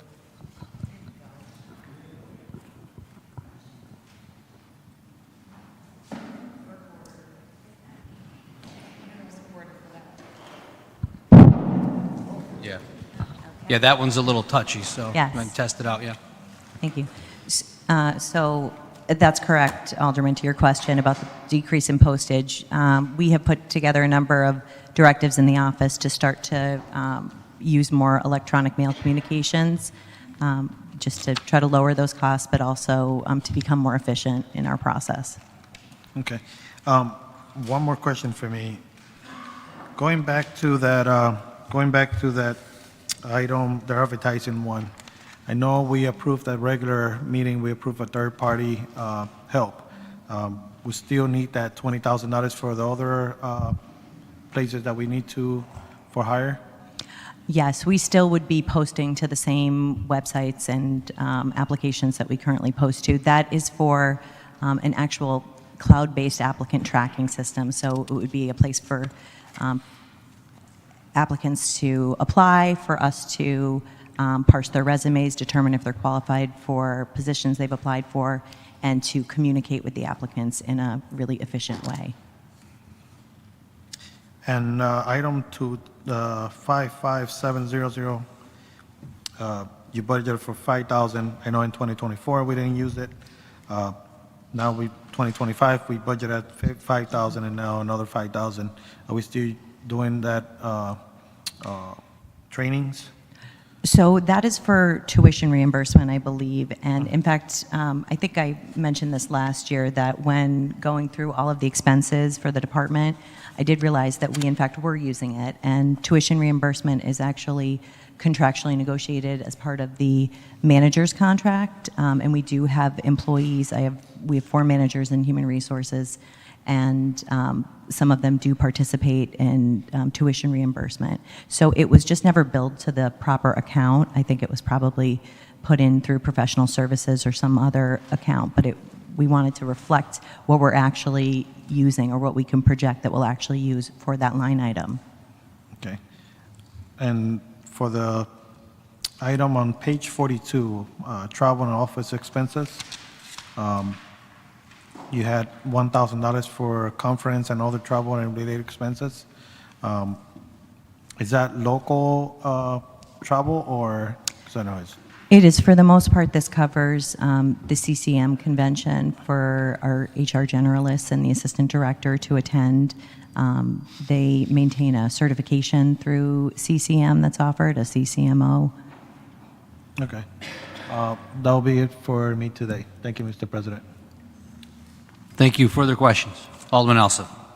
Yes, I have a question. The firm we just hired, or the contract went through the other night, where do I see the savings in this budget and the efficiency to help pay for that? That was a big expense as far as I was concerned to hire somebody. And I don't see anything here that's a loss taken off the budget. So the applicant tracking system is not being put in place to save money. The Department of Human Resources has found, especially post-COVID, it's even more prominent. We've had a real challenge competing in the market, in the labor market, to recruit employees, to retain employees. That includes for promotional positions here. And this system is put in place and a lot of that has to do with our timeline from recruitment or from requisition to filling the position. In some cases, the average time frame was about 9 months. We're not reaching the people we need to. We have people who are walking away mid-process. And so it is intended to more efficiently staff our city and to expand to hopefully additional persons in the labor market who are turning away right now and not applying or walking away mid-process because of the time frame that it takes. And yet we still need a large increase over the actuals in '24 to now in the advertising. That's what I don't understand. If we're using somebody else to do the recruiting, why do we have to? That's in fact not accurate. We have, the advertising will remain the same. The recruitment is simply, currently on our website, if you go to it, we have a list of jobs that are open. This website, this applicant tracking, will have that same feature for people to go to. It's for the most part behind the scenes. It will take our paper process and our manual process of entering each applicant's information into a database, and it will do that for us. So it will streamline our process and make it more efficient, but it has no real benefit in terms of advertising for us. We will still have to go out and pay to post our jobs in various places. We still go to job fairs in the community. We will take the same steps to try to expand our recruitment efforts. Okay. Thank you. And so I'll piggyback off Alderman Alsep. So in time, you will see, obviously, some kind of drop in supplies. You'll also free up probably more time for the workers to concentrate on other areas of your jobs. If it's going to be, it should streamline, it should free up that worker from a long process, a tedious process, and it should also clear up eventually over time office supplies and so on.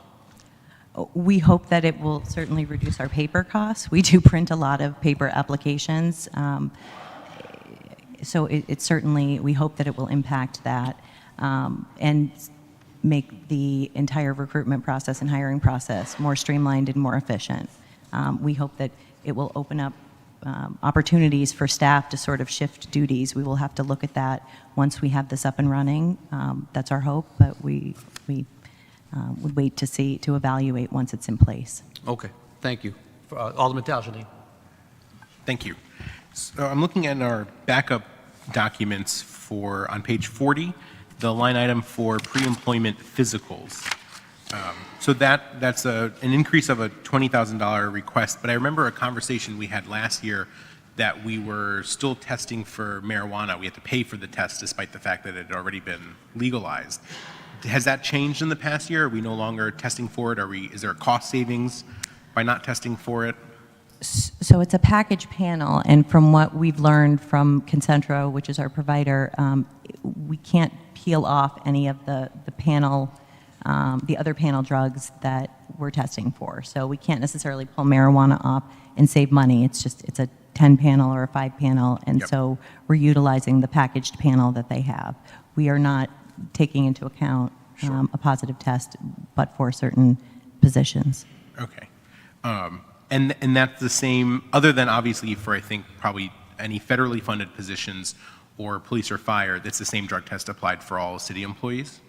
Yes, that's correct. Okay. And the increase is related to just a higher frequency of needing, like more hiring, so more testing, or? So it has to do with a couple things. Number one, we have had the actuals in 2024 were 106, I believe. Okay. And I know this fiscal year I've already noted that we're coming pretty close to zeroing out that account, so we may be requesting to move money. So Zeroing out at the $75,000 range? that's Okay. correct. We've had a number of police hires. We hired maybe 30, 35 this fiscal year.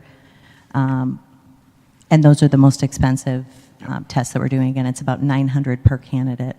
Okay, and more expensive because they're testing just for more things by the nature of the position? Correct. So police, again, undergo psychological evaluation. They also, by law, have to submit to a steroid test, which is different than the illicit drug test. Mm-hmm. Okay, thank you. That's my only question. Any further questions? Seeing none, thank you. Thank you. Next up, registrar of voters.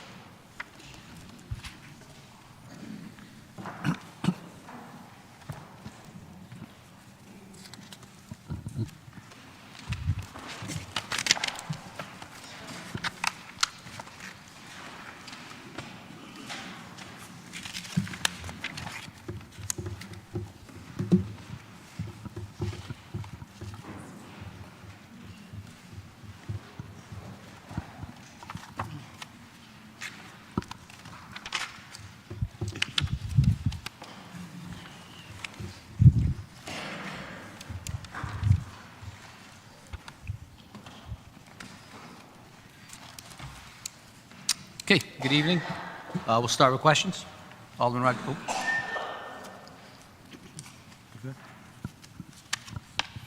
Hi. Hi.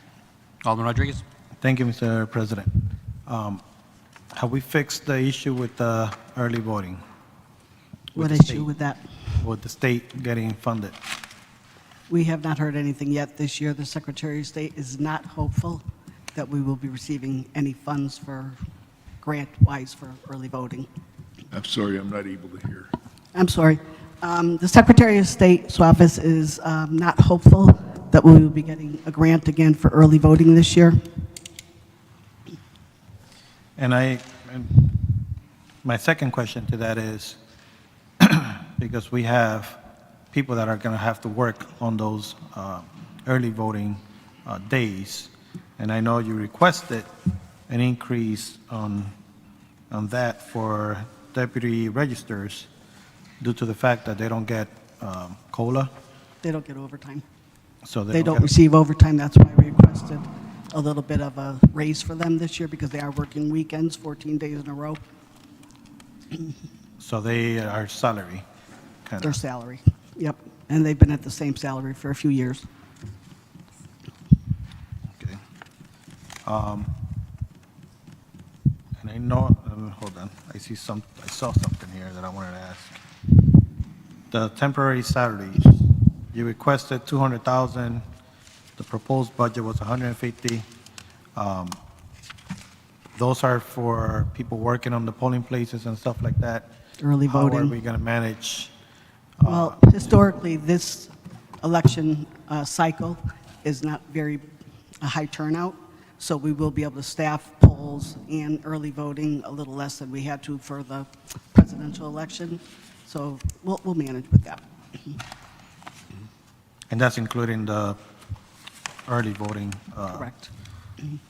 This year, we get what, 6 days, 7 days early voting? Well, the November election is 14. It's still 14 as of right now. We have not heard that it changed. And it'll be, if there's a primary in September, there'll be it'll be 6 days of early voting because of Labor Day. Are we getting any new machines bring into the polling places this year? Yep, they're supposedly on their way. They're going to be picking up all our old equipment, delivering new equipment. We have seen them. So we're hopeful that we don't have the same issues that we had with the 15-year-old ones.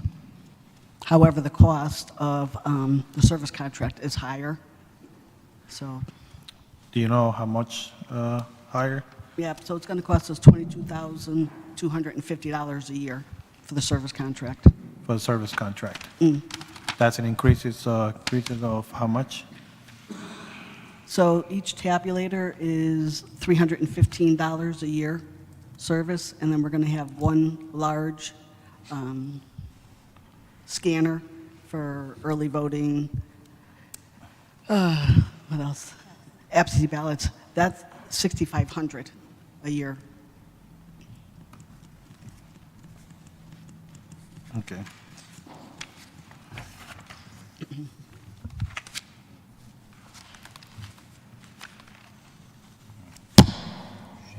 Sorry. On training, it went up from 2,500 to 5,000 for training.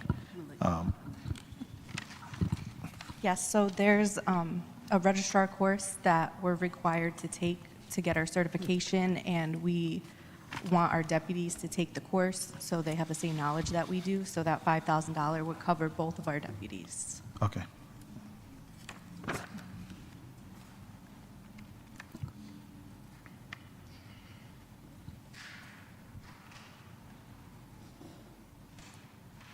And I see that the cost for printing the ballots went up to 70,000. Alderman, what page? Oh, I'm sorry, that's page 50 on the backup book. Printing services, 559002.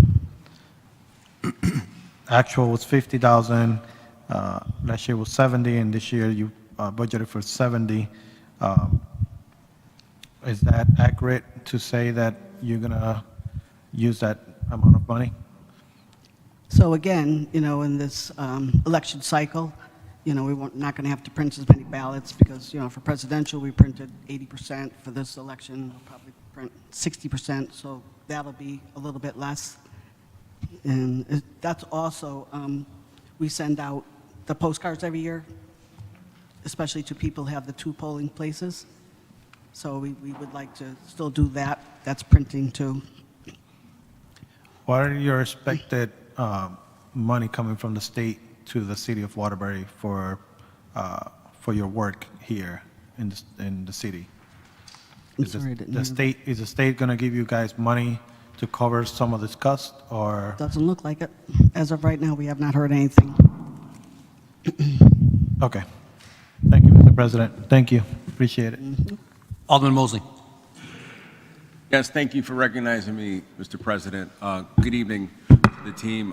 First, I just want to say thank you. I know that this past election cycle was the first full year of early voting, and I know that we had a lot of enthusiasm and a lot of excitement around early voting.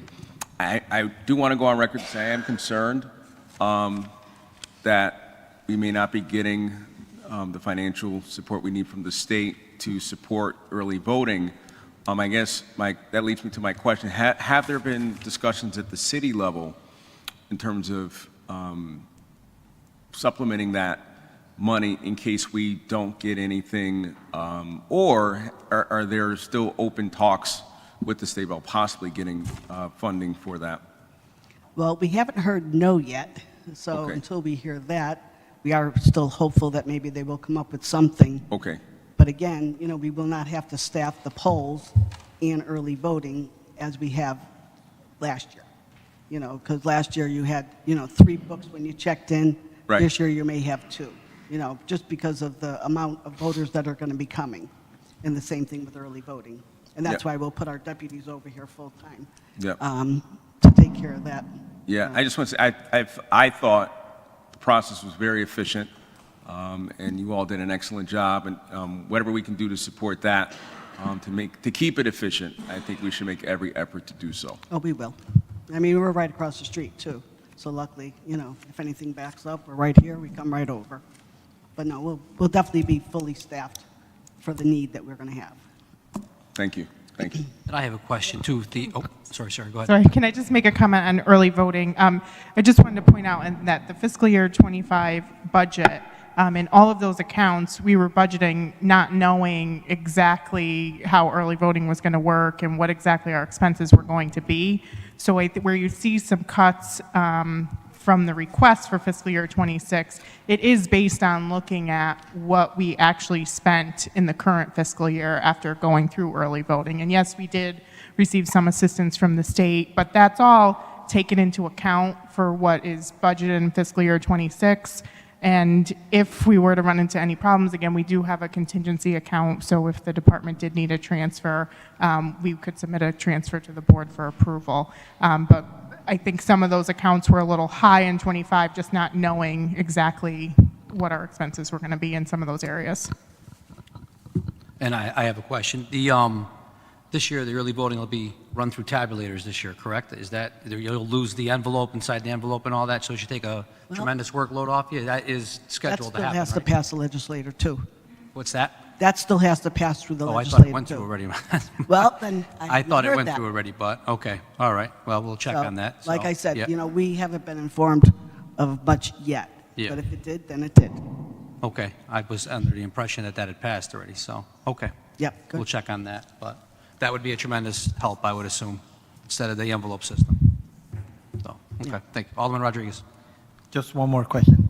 On the new machines, do we have to train the residents to use them, or are we budgeting to train some training on that, how to use it, or how are we going to work? Are there kind of different usage of this? They still kind of work the same. You're going to go up to the machine, they're going to put their ballot in. The only real difference is now it's going to have a screen. If there's a problem with the ballot, it's going to show on the screen, it's going to tell the voter what the problem is, and then they can decide from there if they want to take their ballot back and redo, or just let the ballot go through and have whatever be counted. So it would be nice to let people know exactly what is new about the tabulator, but as for the training, I don't think it's going to be too complicated for them to cast their vote.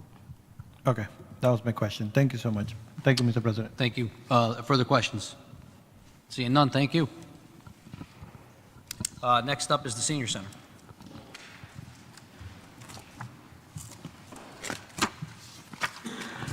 What is it that's coming up now? Senior Center.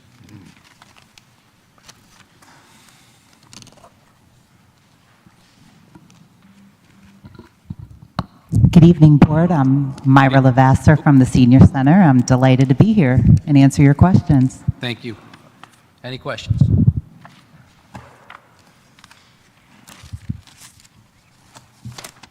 Alderman Tajaldeen. Thank you. Hi, how are you? Hi. So I have a few questions and then some clarification for the senior center's budget. Sure. So one of the things that I saw from the budget, right, is that we support the senior center in ways that don't always show up in your budget, right? So I know that in fiscal year 26, we're looking at including around $300,000 for the senior shuttle, which I believe is an increase from fiscal year 25. Is that correct? I think that Mike LeBlanc would be better at answering these questions. That's correct. That's an increase in the senior shuttle program budget, correct? Yep. And do we know how regularly the senior shuttle is utilized and sort of what its focus is for the residents who use it? I mean, I could talk about how the seniors use it, but Yep. it actually doesn't fall under the senior center. Yep. So I don't have exactly all of the stats and what folks are using it for. But the senior shuttle is at the senior center daily, and the seniors rely on it not only to come to the senior center, but for medical appointments, grocery shopping. Some use it for employment, and they really do rely on the service. Yeah. Do you know if the other towns around us have senior shuttles as well? So most municipalities have their own senior transportation that actually usually fall under the auspice of the senior center, and they, run it themselves that way. Yeah. So when we look at the sort of the comprehensive support we provide to seniors, right? So that's sometimes related to the senior center, that's sometimes more broadly. We also do $60,000 for the meal program, which New Opportunities provides, right? Can you tell me a little bit about the meal program? Yeah, absolutely. I'd love to. So we serve lunch on Tuesdays and Thursdays. Roughly right now, we're doing about between 65 and 100 meals on those days, just depending on the weather, what's for lunch, what other programs we have going on that day. We do not have a kitchen at the senior center with a stove. So New Opportunities cooks the food at their location and then drives it over. We have warmers where we keep it at temperature until we're ready to serve it. And New Opportunities also supplies a cafe manager that kind of is in charge of the kitchen and runs serving all of those meals. And they don't do it alone, obviously. I mean, they probably have, I would say, at least 10 senior volunteers that help run that program on a weekly basis. From the New Opportunities side? No, actually, they're all volunteers that the senior center has trained and acquired for New Opportunities to be able to use, because it's a big job for a part-time person. The New Opportunities employee is about 3 hours each meal shift. So it would be pretty difficult for them to serve the volume on their own. Yep. Okay. So then looking at the more direct city budget, so I took some time to see how we compare around other cities in Connecticut, right? So looking at some of our larger cities, particularly Hartford, New Haven, Stamford, Bridgeport, and Waterbury, right? So obviously all large cities, I would say, probably safe to say, pretty complex budgets, right? I think our center is, out of the 5 of them, the only one that's only open for around 5 hours a day. Now, I know at our center, folks tend to end up leaving in the afternoon anyway, and then certainly, even though the center is not open, it's not like the work isn't still going on. Can you talk a little bit about the hours and what you're able to do within those 5 hours for seniors? Absolutely. So we're open Monday through Friday from 9 to 2. And during those hours, depending on the day of the week, we have various activities that are going on. At the senior center, there's 11 rooms, and all of those rooms at every hour are being utilized for all different programs. So when you come in, we could have a Zumba class going on in one room, painting going on in another, a book club, computer and technology classes. We might be running a mobile food pantry in another. We have a small gym that seniors are able to use at their convenience. We may have a nurse from the health department doing blood pressures, and all of those things are happening at the same time. And then once those programs are over, there's only a few minutes of a window, and we're turning the room over and making it something completely else. So a room that we may have been using for painting for 1 hour, we might in a few minutes clean that room up, and then AARP might be coming in to do a driver safety course. So every single room is being utilized continuously. So we have a really robust and variety of programs to offer for the seniors to keep them active and engaged. Absolutely. I get the newsletter every month, and I see the variety of programs. And why I want to draw attention to that is because out of those 5 towns, where Hartford has a $2.8 million budget, right? Stamford has a $1.1 million budget, although the municipality provides around $287,000 of that. New Haven has a $1 million budget. Bridgeport's $741,000. So we have around a $340,000 senior center budget, not counting the shuttle service, the meals program, sort of the auxiliary benefits. I think we're probably comparable when we look at a holistic view of what we provide for seniors. But at the same time, we have the fewest number of staff at 3 consistent year-round staff. But I understand that there's also part-time staff available. Can you tell me a little bit about our temporary staff? Yeah, absolutely. So we have, in addition to myself, we have 2 full-time 35-hour-a-week positions. We have 2 temporary positions. One's an admin assistant, and one we have as a greeter. But honestly, we could not do what we do without the dedicated volunteers that we have. They put in about 1,700 hours of volunteer service at the senior center, and they are so vital to being able to do what we do. Yeah, absolutely.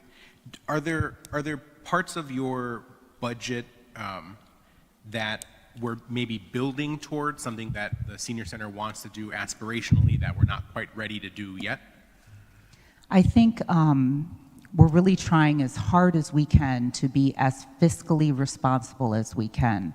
There's a lot that is not maybe expressed on here, but for example, I'm always working on trying to obtain grants to help bring down what I'm asking the city for.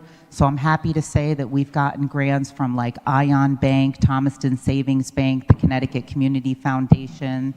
We have State of Connecticut ARPA funds that we're able to use to kind of supplement what we're coming before the board and asking for, just to try to be as responsible as we can with the monies. And we also work really hard, myself and my program coordinator, Deborah, to work with area nonprofits and businesses to get them to sponsor programs. So last fiscal year, we were able to get $38,000 worth of programming for free just by meeting with, for example, like a nursing home like the Village at East Farms or Autumn Lake, and getting them to pay for a program just so that it was a free marketing tool for them, but it was a really great way for us to extend the monies.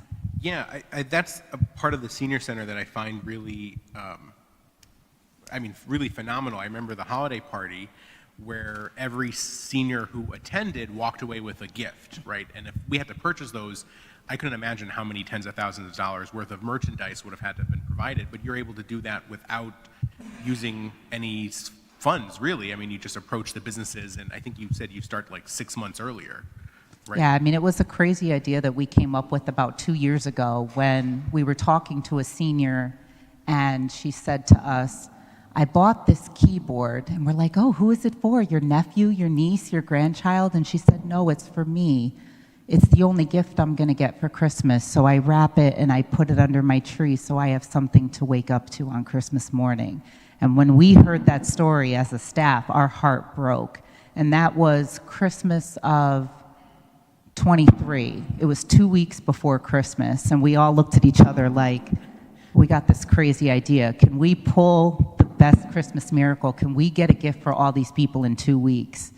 And we hit the ground running, and we were able to do it. amazing. So it's kind of become like a little bit of a tradition. That was just year 2 that you saw. And thank you for volunteering with us that day, because the Great time. volunteers had a great time with you in the kitchen. Yeah, it was for a sure. fun time. And so I guess what I'm trying to highlight is how the senior center, I think, is among our thriftiest departments, right? And you're able to turn a $340,000 budget into probably what feels like $1 million budget in other cities, right? Through partnerships, through other people supporting us, right? These other ways the city supports the shuttle and the food service. Are there other growth areas that would be worth us thinking about? I know in some towns there are chore services that are costly to run, right? And they have a lot of process behind them. Sometimes there are direct cash assistance programs for older adults. Are there areas that you're hoping to expand to in either 2026, 2027, 2028? I think those are definitely 2 key areas that would be really, really vital. I think one thing I'm really trying to work on is increasing our human capital. Although we have great volunteers and we have a really dedicated staff that care about their jobs and give 110% every day, we're trying to find like interns, just trying to come up with creative ways, because as we look at all these initiatives and where we want to grow, we realize that we're kind of at a capacity of what we might be able to do. You know, because for example, a chore program, a former job that I had at another municipality had that chore program, and I worked side by side with that.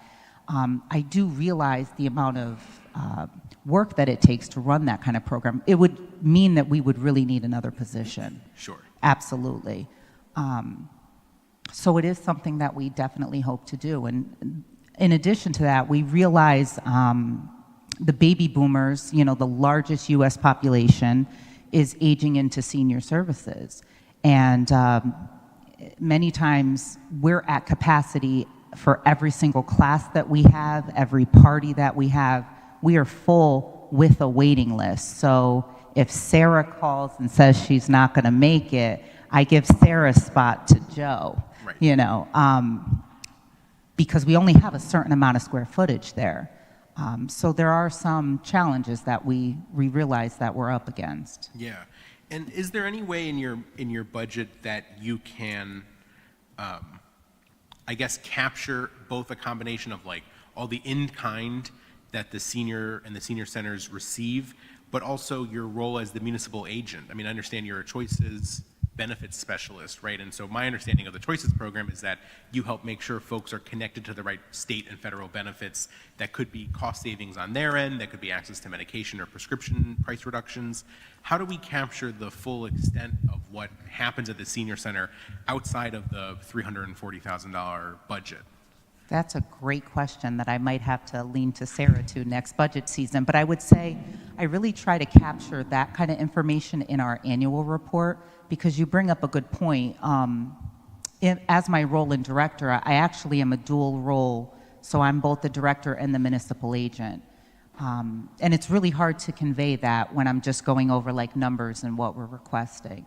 Yeah. But it is a huge part of what I'm doing on a daily basis, in addition to the director role. I meet with seniors every day who are facing crises, homelessness, mental health issues, food insecurity. They're facing a shutoff notice from Eversource, so I'm scrambling to get them on energy assistance or SNAP benefits, various problems that we're dealing with. Yeah, are you experiencing, or do you anticipate experiencing a challenge in getting some of our seniors hooked up with some of those federal programs? I mean, are you seeing that restrictions are coming down in a way that, you know, sometimes you hear that these won't affect seniors, sometimes by virtue of changing the nature of a program, it does impact seniors. Are you seeing that on our local level? I have not personally seen that yet, but the one thing I can say that I've seen is the waiting list for senior housing is tremendous. Yeah. Most of the housings you're looking at least a year, 18 months, depending on where you want to live. If you want to live in a different area, like say you want to go to Newtown, Nonawak Meadows, you're looking at 5 years, 5 to 7 maybe. Wow. So it's definitely a challenge when seniors are up against eviction for whatever reason, because sometimes it's not due to their circumstance of their fault. It could just be the landlord sold the place and now the new landlord wants them out. And it is a challenge to find affordable housing for seniors that's accessible for them. Right. And you mentioned SNAP as well. I know we offer a sort of a nutrition card for the farmers market that Yes. you host at the senior center, I think, every Thursday? Yeah, the Brass City Harvest Farmers Market comes on every Tuesday. Tuesdays. And the farmers market is open to the community, but primarily we see seniors, SNAP recipients, and households that participate in the WIC program. And that provides them a $50 card that they can use over the season for the farmers market, right? Yes, last year it was $50. We go for our training April 30th, so we'll hear more from the State Department of Agriculture on how much this year's funding will be, but hopefully it'll at least be 50, if not more. Do we anticipate it going up? Because I know some of them were able to stretch the $50 over the whole course of this, like up to October, November time, but I pray that it does, because many of the seniors are facing, some issues when it comes to food. There's a lot of food insecurity issues due to the rising costs, at the grocery store. Yep. And that's kind of why we started the 2 mobile food pantries that we do, because a lot of our seniors were having difficulties meeting their food needs. And the mobile food pantries, can you describe that? Yeah, absolutely. I'd love to. So we have a partnership with a nonprofit organization in Waterbury called City Mission. They provide mostly non-perishable items, but they do have some perishable items that go in those bags. Through that program, we do about 125 on those days. And then our other program is with Brass City Harvest, and that one is we're able to, through a grant, purchase produce, dairy, and meat items from local farms. Brass City Harvest then goes to those farms and gathers the products and brings it to the senior center. That program is very popular because for a lot of those folks, they're getting farm fresh products that would be difficult for them to obtain otherwise. Right. It's like a surprise every time that there's eggs in there. It almost feels like you won lotto, because they get so excited about that, because farm fresh eggs are really pricey and most of them wouldn't be able to obtain those. So for that program, we do about 200 a month. Wow, okay, great. And that runs throughout the regular farmers market season? Actually, it's been running for multi-years now. We're in year 3 of that grant. Great, great. Well, I appreciate it. I think the senior center is able to do an extraordinary amount with relatively modest resources. So I look forward to seeing what we talk about next year. Thank you. Thank you. Further questions? Alderman Rodriguez. Hi. Hi. I know my colleague over here answered most of the questions. I just have 2 questions. Yeah. Will you be needed? I know you said, and when you were talking about having someone from the nurses come in and help you with the seniors, will you be able to get CNN to work for you, or be in the budget next year or in the next few years to see any help with the CNAs that are mostly trained for that? I'm happy to report we actually don't have to employ any of them. Through the networking that I do and our program coordinator, we're able to get all those services in kind. So I'll go meet with home care agencies like NCE over on Cook Street, and I'll meet with their owner and say, are you able to send someone once a month to do this? And they're willing to do it. So it kind of just, from a fiscal standpoint, it really makes sense to tap into these resources if we're able to get it for free. Perfect. Yeah.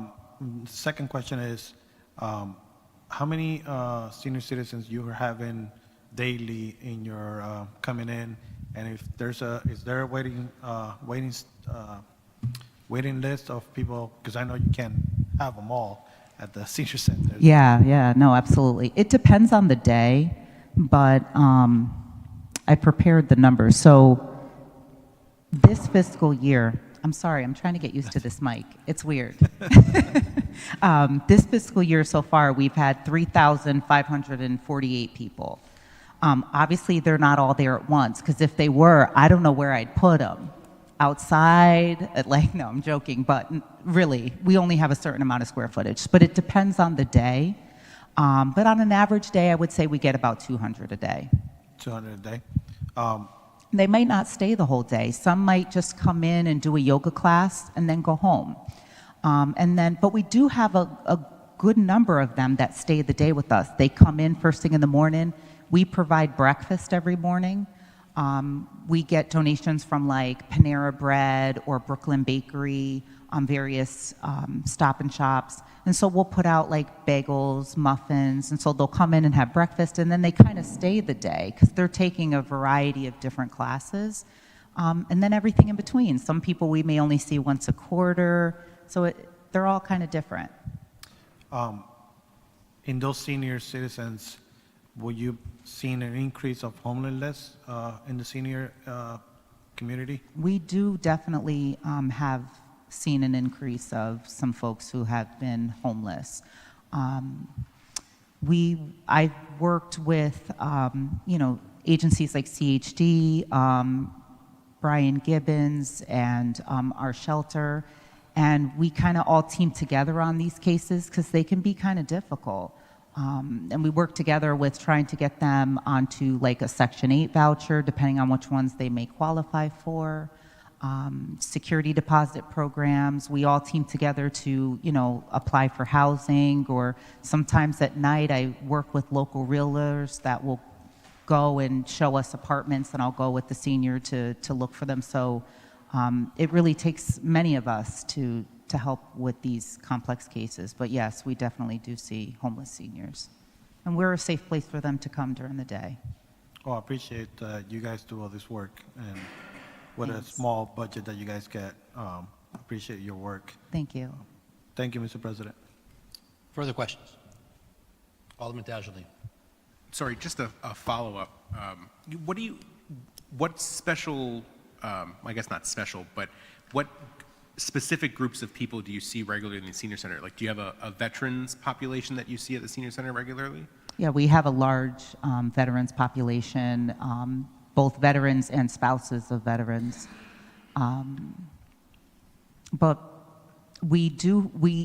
before COVID, we had a support group for those veterans. Unfortunately, the coordinator to that program had since retired, but the seniors themselves kind of have a loose group that they kind of run. They don't have a formal leader, but they'll come in and have time together, and then we're able to, if anyone needs help, we're able to refer them to local VA services here in Waterbury. Do you see many sort of like micro communities within the senior center? Oh, absolutely, yeah. They really do form their own communities of family and friendships, which I think is so unique. I'll see a group of widows who kind of all become each other's support system. We kind of nickname them the Out to Lunch Bunch, because every Friday they all go out to eat at Amalfi's. If anyone's ever interested, pop in, you'll see them. There's like a group of 20 of them, and they've really become like a sisterhood for each other. And I just think that's really special because, their children may have moved out of state. They're kind of in this on their own now that their husbands have died. So it's special. Great. Thank you. I appreciate that. Further questions? Seeing none, thank you. Thank you so much. Next up, library.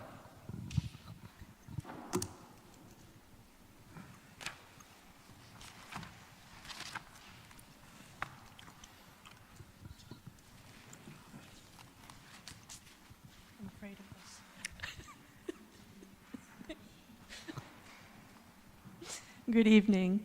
Good evening. Questions? Alderman Tajaldeen. Alderman Mosley. Yes, thank you, Mr. President. Good evening. Just two quick questions. First, have you all been affected by the loss of any federal grants within the last year or so?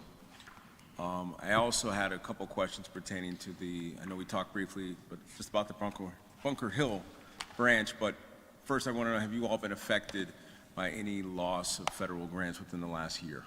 So the impact hasn't hit us yet, but I anticipate it will. There aren't any federal funds that come directly to this library.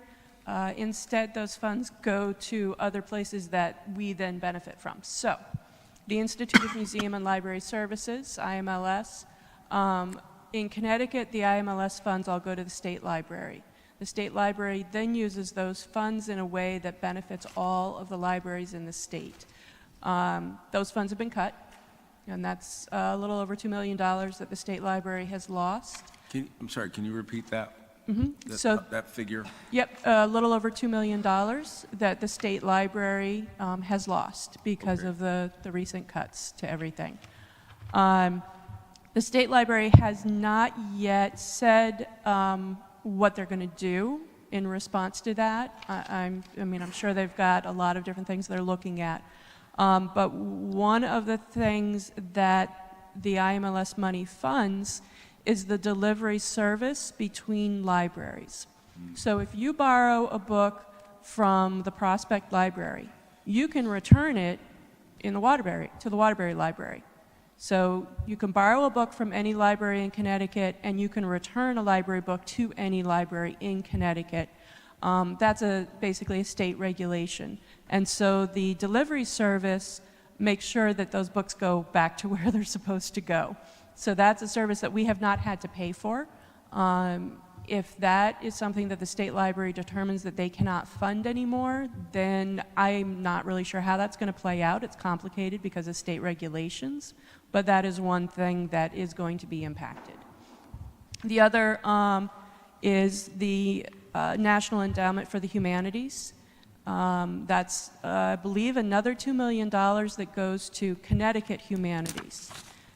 The library, our library, has benefited from that many times. There are some really great programs that Connecticut Humanities will underwrite 2/3 of the cost for us to bring in these programs. And we've primarily used these for children's programs that have been really popular. And because of that funding, it's been affordable for us because Connecticut Humanities has been able to help fund those programs.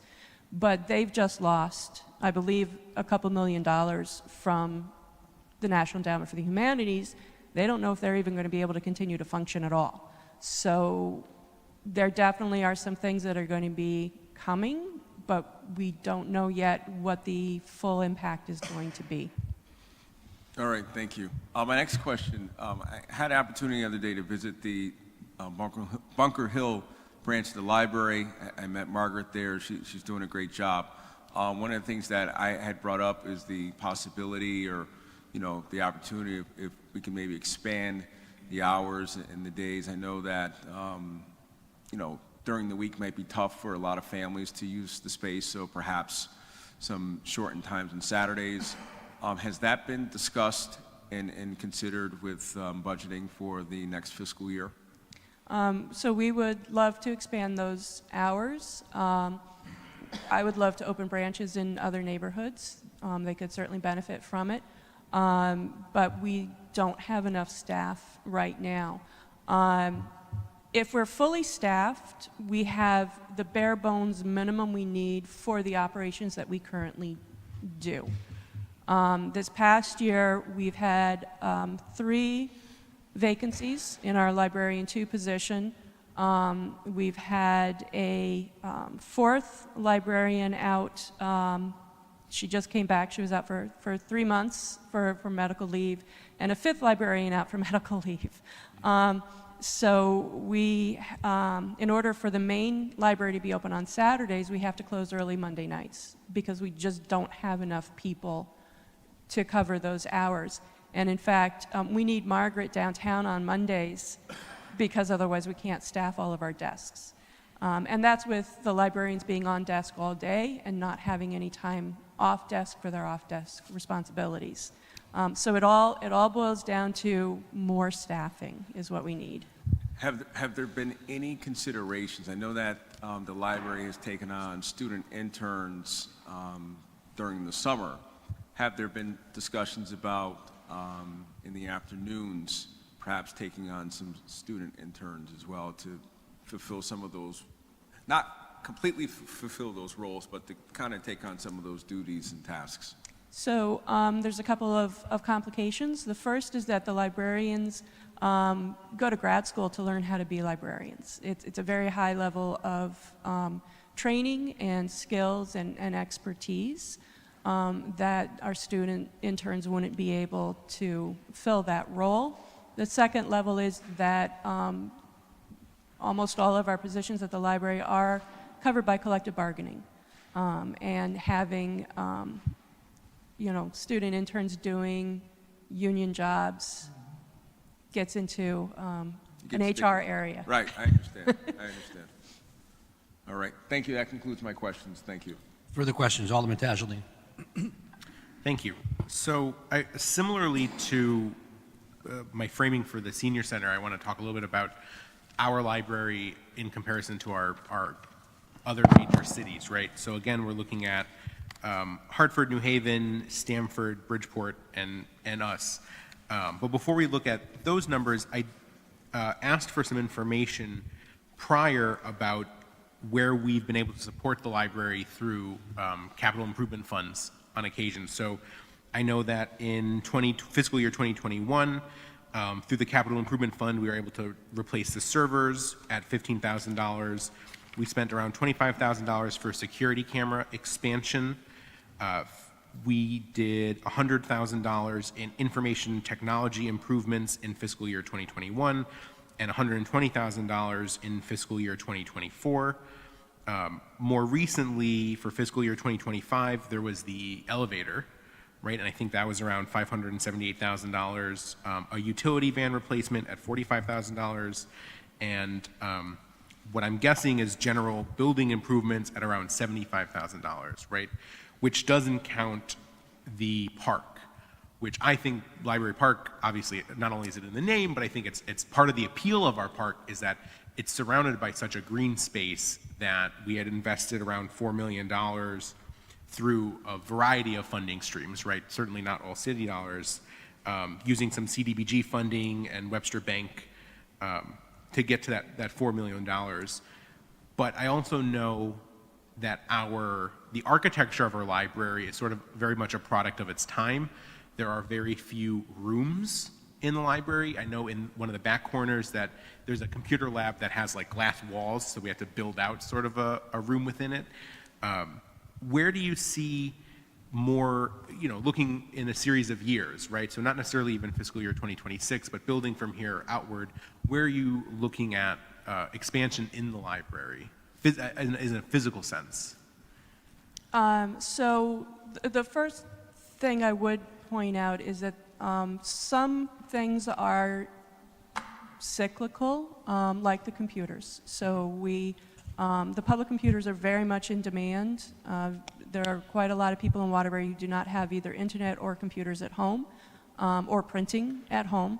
So those get a lot of use, and those do have to be replaced on a regular basis. So that is a recurring cost. We have mechanicals in the building that need upgrades, so the HVAC system. I don't have a lot of faith in our plumbing system. It seems good now, but that was a whole saga for a while there. But then the building itself, the way that it is used by the public, it was designed for a different era, before the computers. And before the sense of needing meeting spaces and study spaces. And that's something there's a big demand for. We have to turn people away all the time because we don't have private meeting rooms. We have a lot of folks who want to be able to meet with someone, not in their home, but in a neutral space. And we don't have a private room for that. We have folks who maybe want to have a meeting with only like 3 people. And all we really have is one meeting room that is ADA compliant. And that's the large room in the basement. Through the elevator down. Yep. We have a lot of room in the basement that could be better utilized. So a lot of our employees don't even have a proper office space. They just have desks that are kind of stashed around the basement storage areas. Literacy Volunteers uses a portion of our basement, separate organization that uses that space. So the first thing I would do, frankly, is to renovate that basement to make better use of that space. There's a lot of options for what we could do there. But the overall size of the building is much, much smaller than what we really need here in Waterbury, what the public is looking for, and what they what we could be providing for them. Yeah. So let's let's look a little bit at, I know Alderman Mosley brought up the branches. So by comparison, the Hartford Public Library has 7 branches and about 120 staff and a budget of $9.5 million. New Haven Public Library has 5 branches, 50 staff, and $5.6 million. I'm assuming lower because it has a university system sort of around it with their own libraries. Stamford, 5 branches, 100 staff, a $10 million budget. Bridgeport, 6 branches, 68 staff, $10 million. And we have the main branch and the Bunker Hill branch, approximately 30 staff, I think give or take maybe some of the IT staff that house in the library but not Right, part so of the some of library that staff. is, yeah, some of that gets factored in. So I know some of those libraries have their own HR departments. Yep. Yeah, so they all function sort of differently, right? And our overall library budget is around $2.3 million in its operating cost. With the Bunker Hill branch and the main branch, I know you already said that you would hope to, wouldn't it be great if every neighbor had a branch in sort of an idealistic sense? But where are you seeing in the city the largest need for an additional library branch? If we had $10 million to spare, where would that sort of go? So I might first actually even look at enlarging the Bunker Hill branch. There's a lot of interest for folks to have, we've got book clubs going up there, but it's very small space, so there's only so many people who can come to that. We'd really love to make that one bigger. There's a strong demand to have a branch in the North End. There's been requests to have a branch in the South End. There's been a request to have a branch in the East End. These are all places that people would really like to see that. And if you think about it, I mean, if I were trying to figure out where to put a branch, I would look at the neighborhoods with the largest concentrations of children and seniors. Because those are the folks who really use the library the most and who benefit from it the most. And if they have a library within walking distance, that's a game changer for them. For those kids to be able to go to the library regularly, and for those seniors, especially seniors who maybe don't drive, being able to walk to the library really changes their quality of life in a really positive way. Yeah, and when we're looking at the groups of people that highly utilize the library, do you notice at our branches that there's a large homeschool population? Where does that fit into the equation? So we definitely get a lot of homeschoolers. I've been told that we actually get a lot of homeschoolers from outside of Waterbury because we have the largest collection in the northwest corner. So you'll see a lot of homeschoolers who live in nearby communities who really rely on our library to help their kids get the education they need. Sure. So what about when we're looking at our sort of spending per capita, right? So I know ideally there are levels of spending per population size for a public library, right? And at $2.3 million for a budget, we're probably on a lower side of per capita spending. But I know we also have the Bronson Endowment, which, like any endowment, is restricted. You don't use all of it. It's not all available. Where does the endowment fit into the library's larger spending plan? And Mike is now treasurer for the library board. Congratulations, or I'm sorry. So he certainly could talk more in depth about the endowment, but it's not really an endowment. It is just an investment fund. So some of the money donated to the library over the years has been restricted. So the original bequest from Silas Bronson, for example, had specific things it was to be used for. We have received funds where the donor has said they would like us to invest the principal and spend only the interest off of it. But it is all pooled together in a Wells Fargo investment account. And so the library board will spend, and they try to follow best practices as to how much they'll spend each year. And it is typically allocated often for books, because that's actually what a lot of the donors really requested.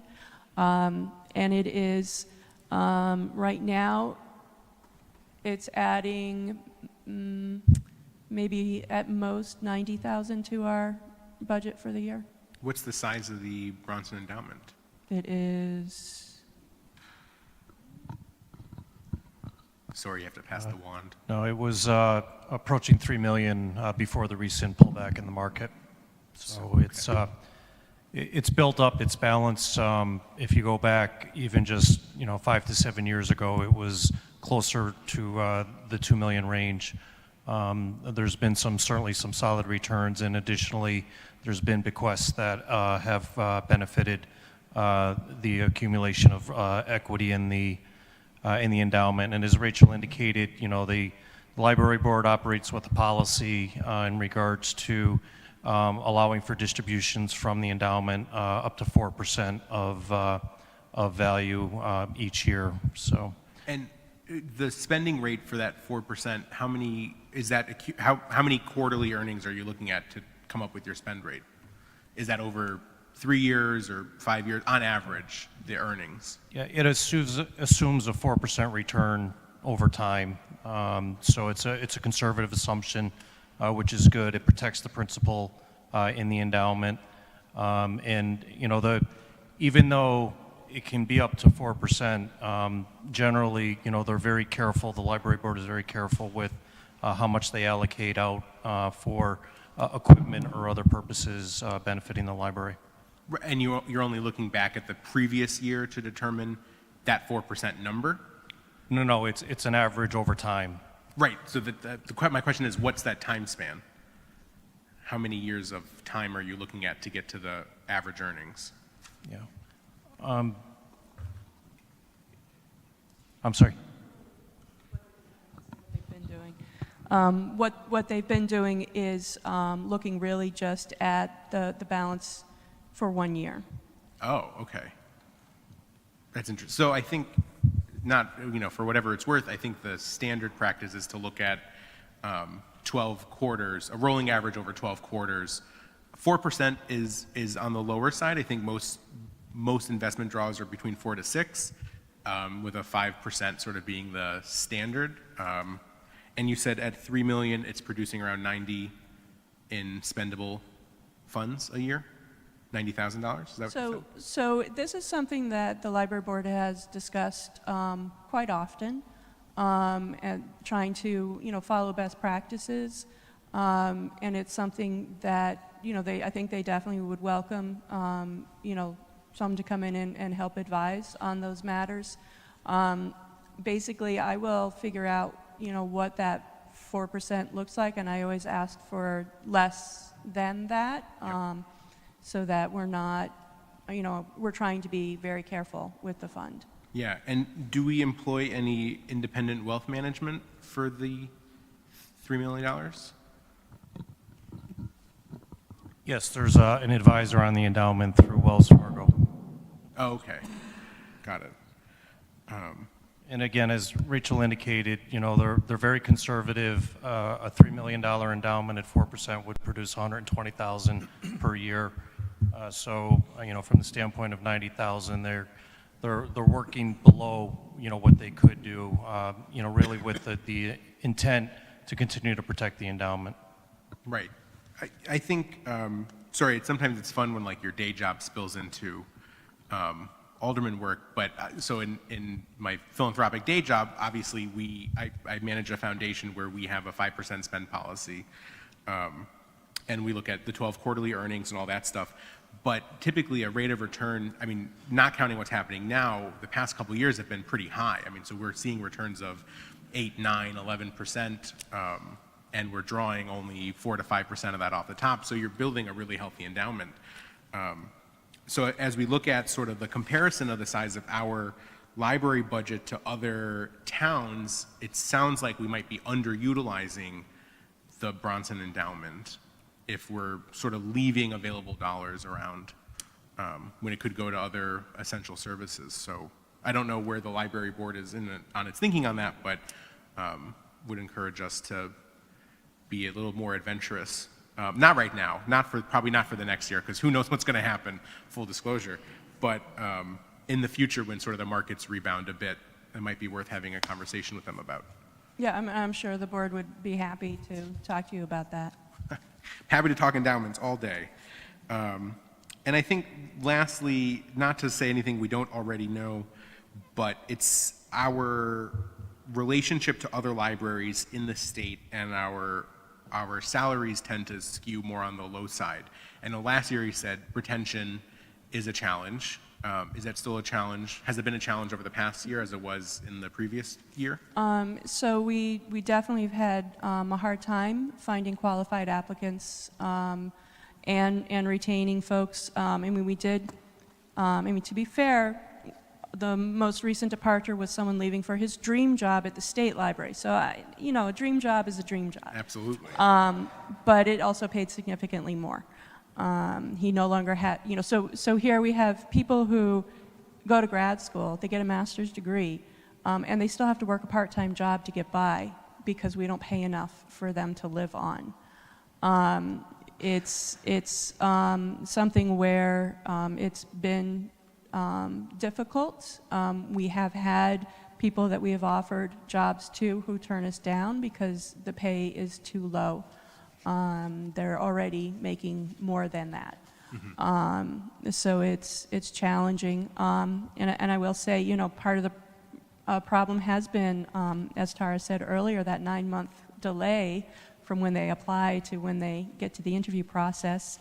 And I've had people say they didn't think it was real because they had to submit a paper application. So I'm very excited that the city's going to, move to that online application process. I hope that will help. I think that will improve our chances of getting applicants, but it does also boil down to the pay is not competitive.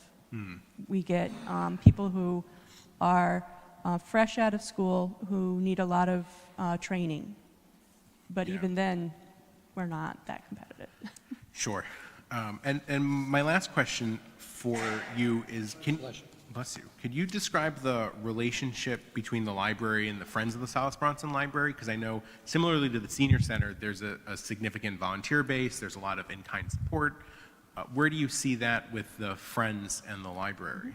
So the Friends is a separate 501c3 whose mission really is to support the library through advocacy and fundraising. And so one of the ways in which they've been able to help us is that there are a few grants out there that you have to be a 501c3 to apply for. And so they will apply for grants on our behalf, which has been really helpful. They do a lot of fundraising over the course of the year. They operate the bookstore that's at the library. And all of the, or almost all of the funding for our programs comes from the Friends. So when you look at our budget, there's no line item here for public programs. That all comes from the Friends of the Library. And that money that they use to pay for those programs is all donations or grants, right? They don't have their own separate funding stream. Right. So if they do a books, they'll do the big fill-a-bag book sale, all those sorts of things. They have the Phil Benevento Fund with the Friends, which is provides money for a specific type for cultural programs for adults. We have 4 programs a year that come from that fund, and a variety of different types of fundraising that they do. Okay, great. Do you know what is there a dollar amount that you could ascribe the support from the Friends to on a yearly basis? Even just a ballpark, Probably 10 to 12,000 in a good year. Yeah, okay. Great, thank you. Those are all my questions. I appreciate the work of the library. Thanks. Further questions? Alderman Rodriguez. Hi. My question to you is, I know you in need of IT person, and I guess you're going to get that help. Now that I guess the 2 departments are going to be in the same building, if I'm right? Yes, I think at our last meeting, Dan Arapino, the IT director, explained that he'll have some staff housed in the library while the Chase building is under renovation. So they'll be able to provide some additional help to the library. Now, my question to that is, so when they finish the renovations, they're moving to their other building, or they're going to keep someone in the library? So there is one employee from the library from IT who is housed in the library currently. The IT department had requested one additional position to put that position also in the library. But as the Chase Building project has unfolded and we're, assigning spaces for the different departments to go, the IT department will end up having some staff in the library, so we felt that that was enough to provide the assistance needed. When the Chase Building is ready, those staff members will go back to the Chase Building. I think we'll have to reevaluate at that point in time. But there is currently one higher level IT position. The employee is housed in the library. He does do a lot of work for the library, but he is also responsible. I think he's the main person responsible for City View, which a number of departments use, our permitting system, city plan, building, fire marshal's office, health department, they all use City View, and he's the person from the IT department assigned to that program as well. So how's that help with the library right now? So we are looking forward to that in terms of all of our various computer problems that come up. We've got like 60-something computers in our building. We also have Wi-Fi that's for public access. So we have a pretty heavy drain on all of our computer technologies at the library. So it can be a long time right now before we get a response for any issues that are happening with any of the computers. So we're looking forward to having those IT staff in our building, hoping that means that we will get pretty quick turnaround. Okay. I know you requested some extra help, and it was rejected by the mayor's proposal. Would that be help? And I saw that our colleagues are saying that you won't be able to staff those extra hours for those other areas. How's that, in a way, concerning to you? So I put in the request for the extra staff because what we've been seeing, if you look at our overtime budget, we've been spending a lot more than normal on overtime because even when we are fully staffed, we have the bare bones minimum that we need. So if we're fully staffed and it's flu season and people are calling out sick, we don't have enough staff to stay open at night. But there's that expectation that we're going to stay open at night. So there's no buffer, in other words. There's no wiggle room, which is why we're closed Monday nights right now in order to be open on Saturdays, because we don't have that ability to be open when people are out. If we had, and I'm not saying that they would just be there as like backup when people are sick, because there's a lot more services we could offer. That public computer use is something that's actually very draining on the librarians, because you could have, with our staffing levels, you could have one person in charge of the computer area, so you could have 25 people, all of whom need help using the computer. So they're all, asking the librarian to come over, I need help with this, I need help with that. I would love to be able to offer resume services. We get so many people who come in who are trying to apply for jobs. They don't know how to put together a resume. They don't have the first clue how to do that. We don't have the staff to really help every single person who comes in with those needs, because we're too busy also showing this person, well, how do I click on this? How do I type into this? How do I do all of those levels? We really need to have more people, there as a constant presence to help everyone with the things that they need. Wow. My next question is on the backup book on page 47. The service maintenance contracts, 3,000. I see that you requested in 2025 for HVAC 13,000. Now we went up to 20,000. Is that a new? Because I know in 24 it was 33. We went down to 13. Now we're going up to 20. Is that a new system or? No. That is a system on life support. Okay. We spent a lot of money with Sirocco last year because our HVAC system is really just kind of barely functional. We did put in for capital funds that last year that we were approved for in order to be able to do the updates to the system that are needed that will hopefully bring those costs down. But we still have to get to that point to be able to get that done. And how are we doing with that right now? So we've been, we have been falling behind on a lot of things because of our staffing shortages. So there have been times when I've had to staff the public service desks.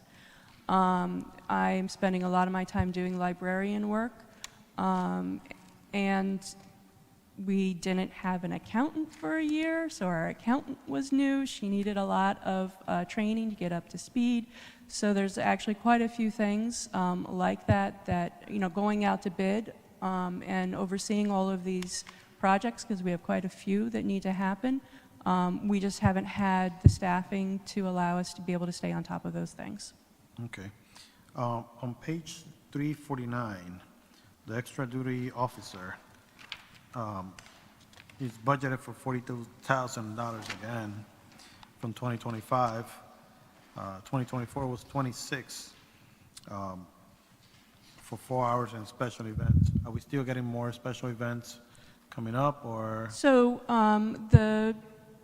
the previous year was a little on the small side because we did not have the extra duty officers showing up. So we need them whenever we're open in the evenings. We hire them to work 4 p.m. to 8 p.m. And we had a year there where we could go a long time without anyone taking up because it's voluntary, so people just weren't filling those hours.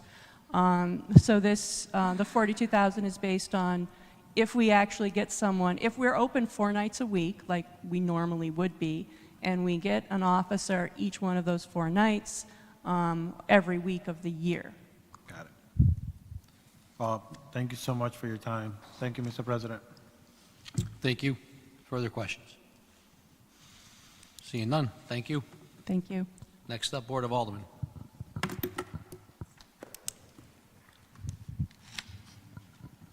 I would just note the next two on the list, the Board of Aldermen and the City Sheriff. I do prepare those for the budget book. The Board of Aldermen stipends are staying the same, and I believe in order to be changed by charter, it would need to go to referendum. And then the City Sheriff, the salary is set by the charter. It's 10% of the mayor's salary, and then there's also a car allowance included. But that's how we arrive at those budgets. I can certainly take any questions if there are any. Alderman Rodriguez. Nothing? Not at this time. Okay, all right. Alderman Alsop. Yes. I don't want to disappoint you completely. Go ahead. For the city sheriff, the car allowance has been stagnant for a long time. Is there any reason why we couldn't bump that up, knowing full well the price and expenses that comes with a car?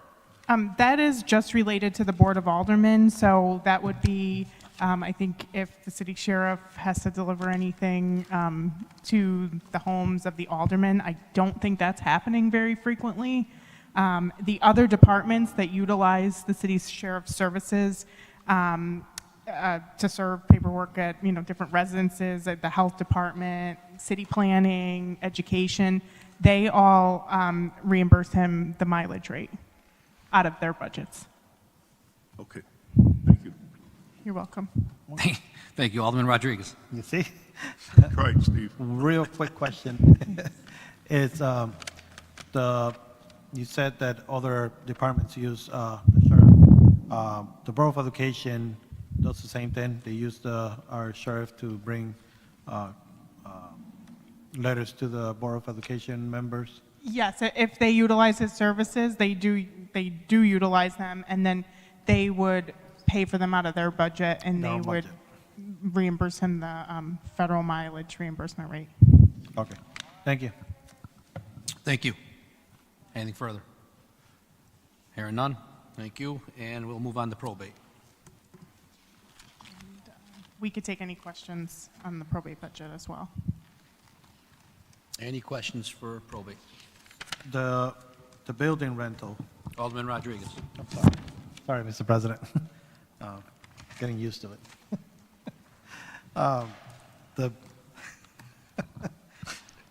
the building rental, are we still paying that amount of 120,000 for the proposal, budget proposal?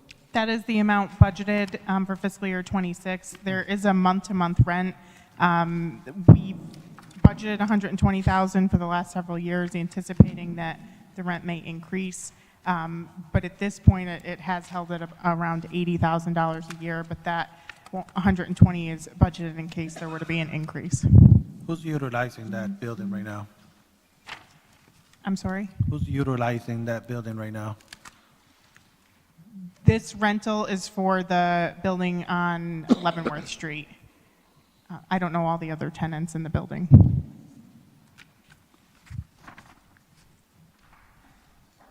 The equipment, rental equipment, it went from 15,000 to 22,000.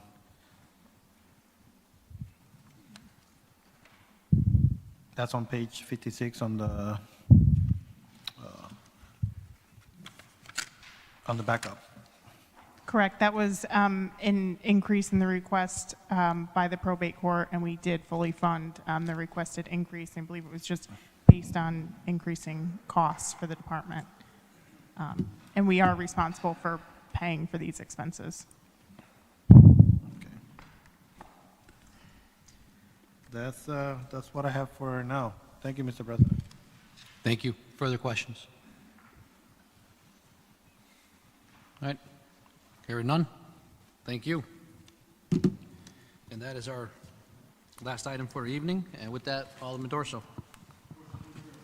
Second. Motion made and seconded. We are adjourned.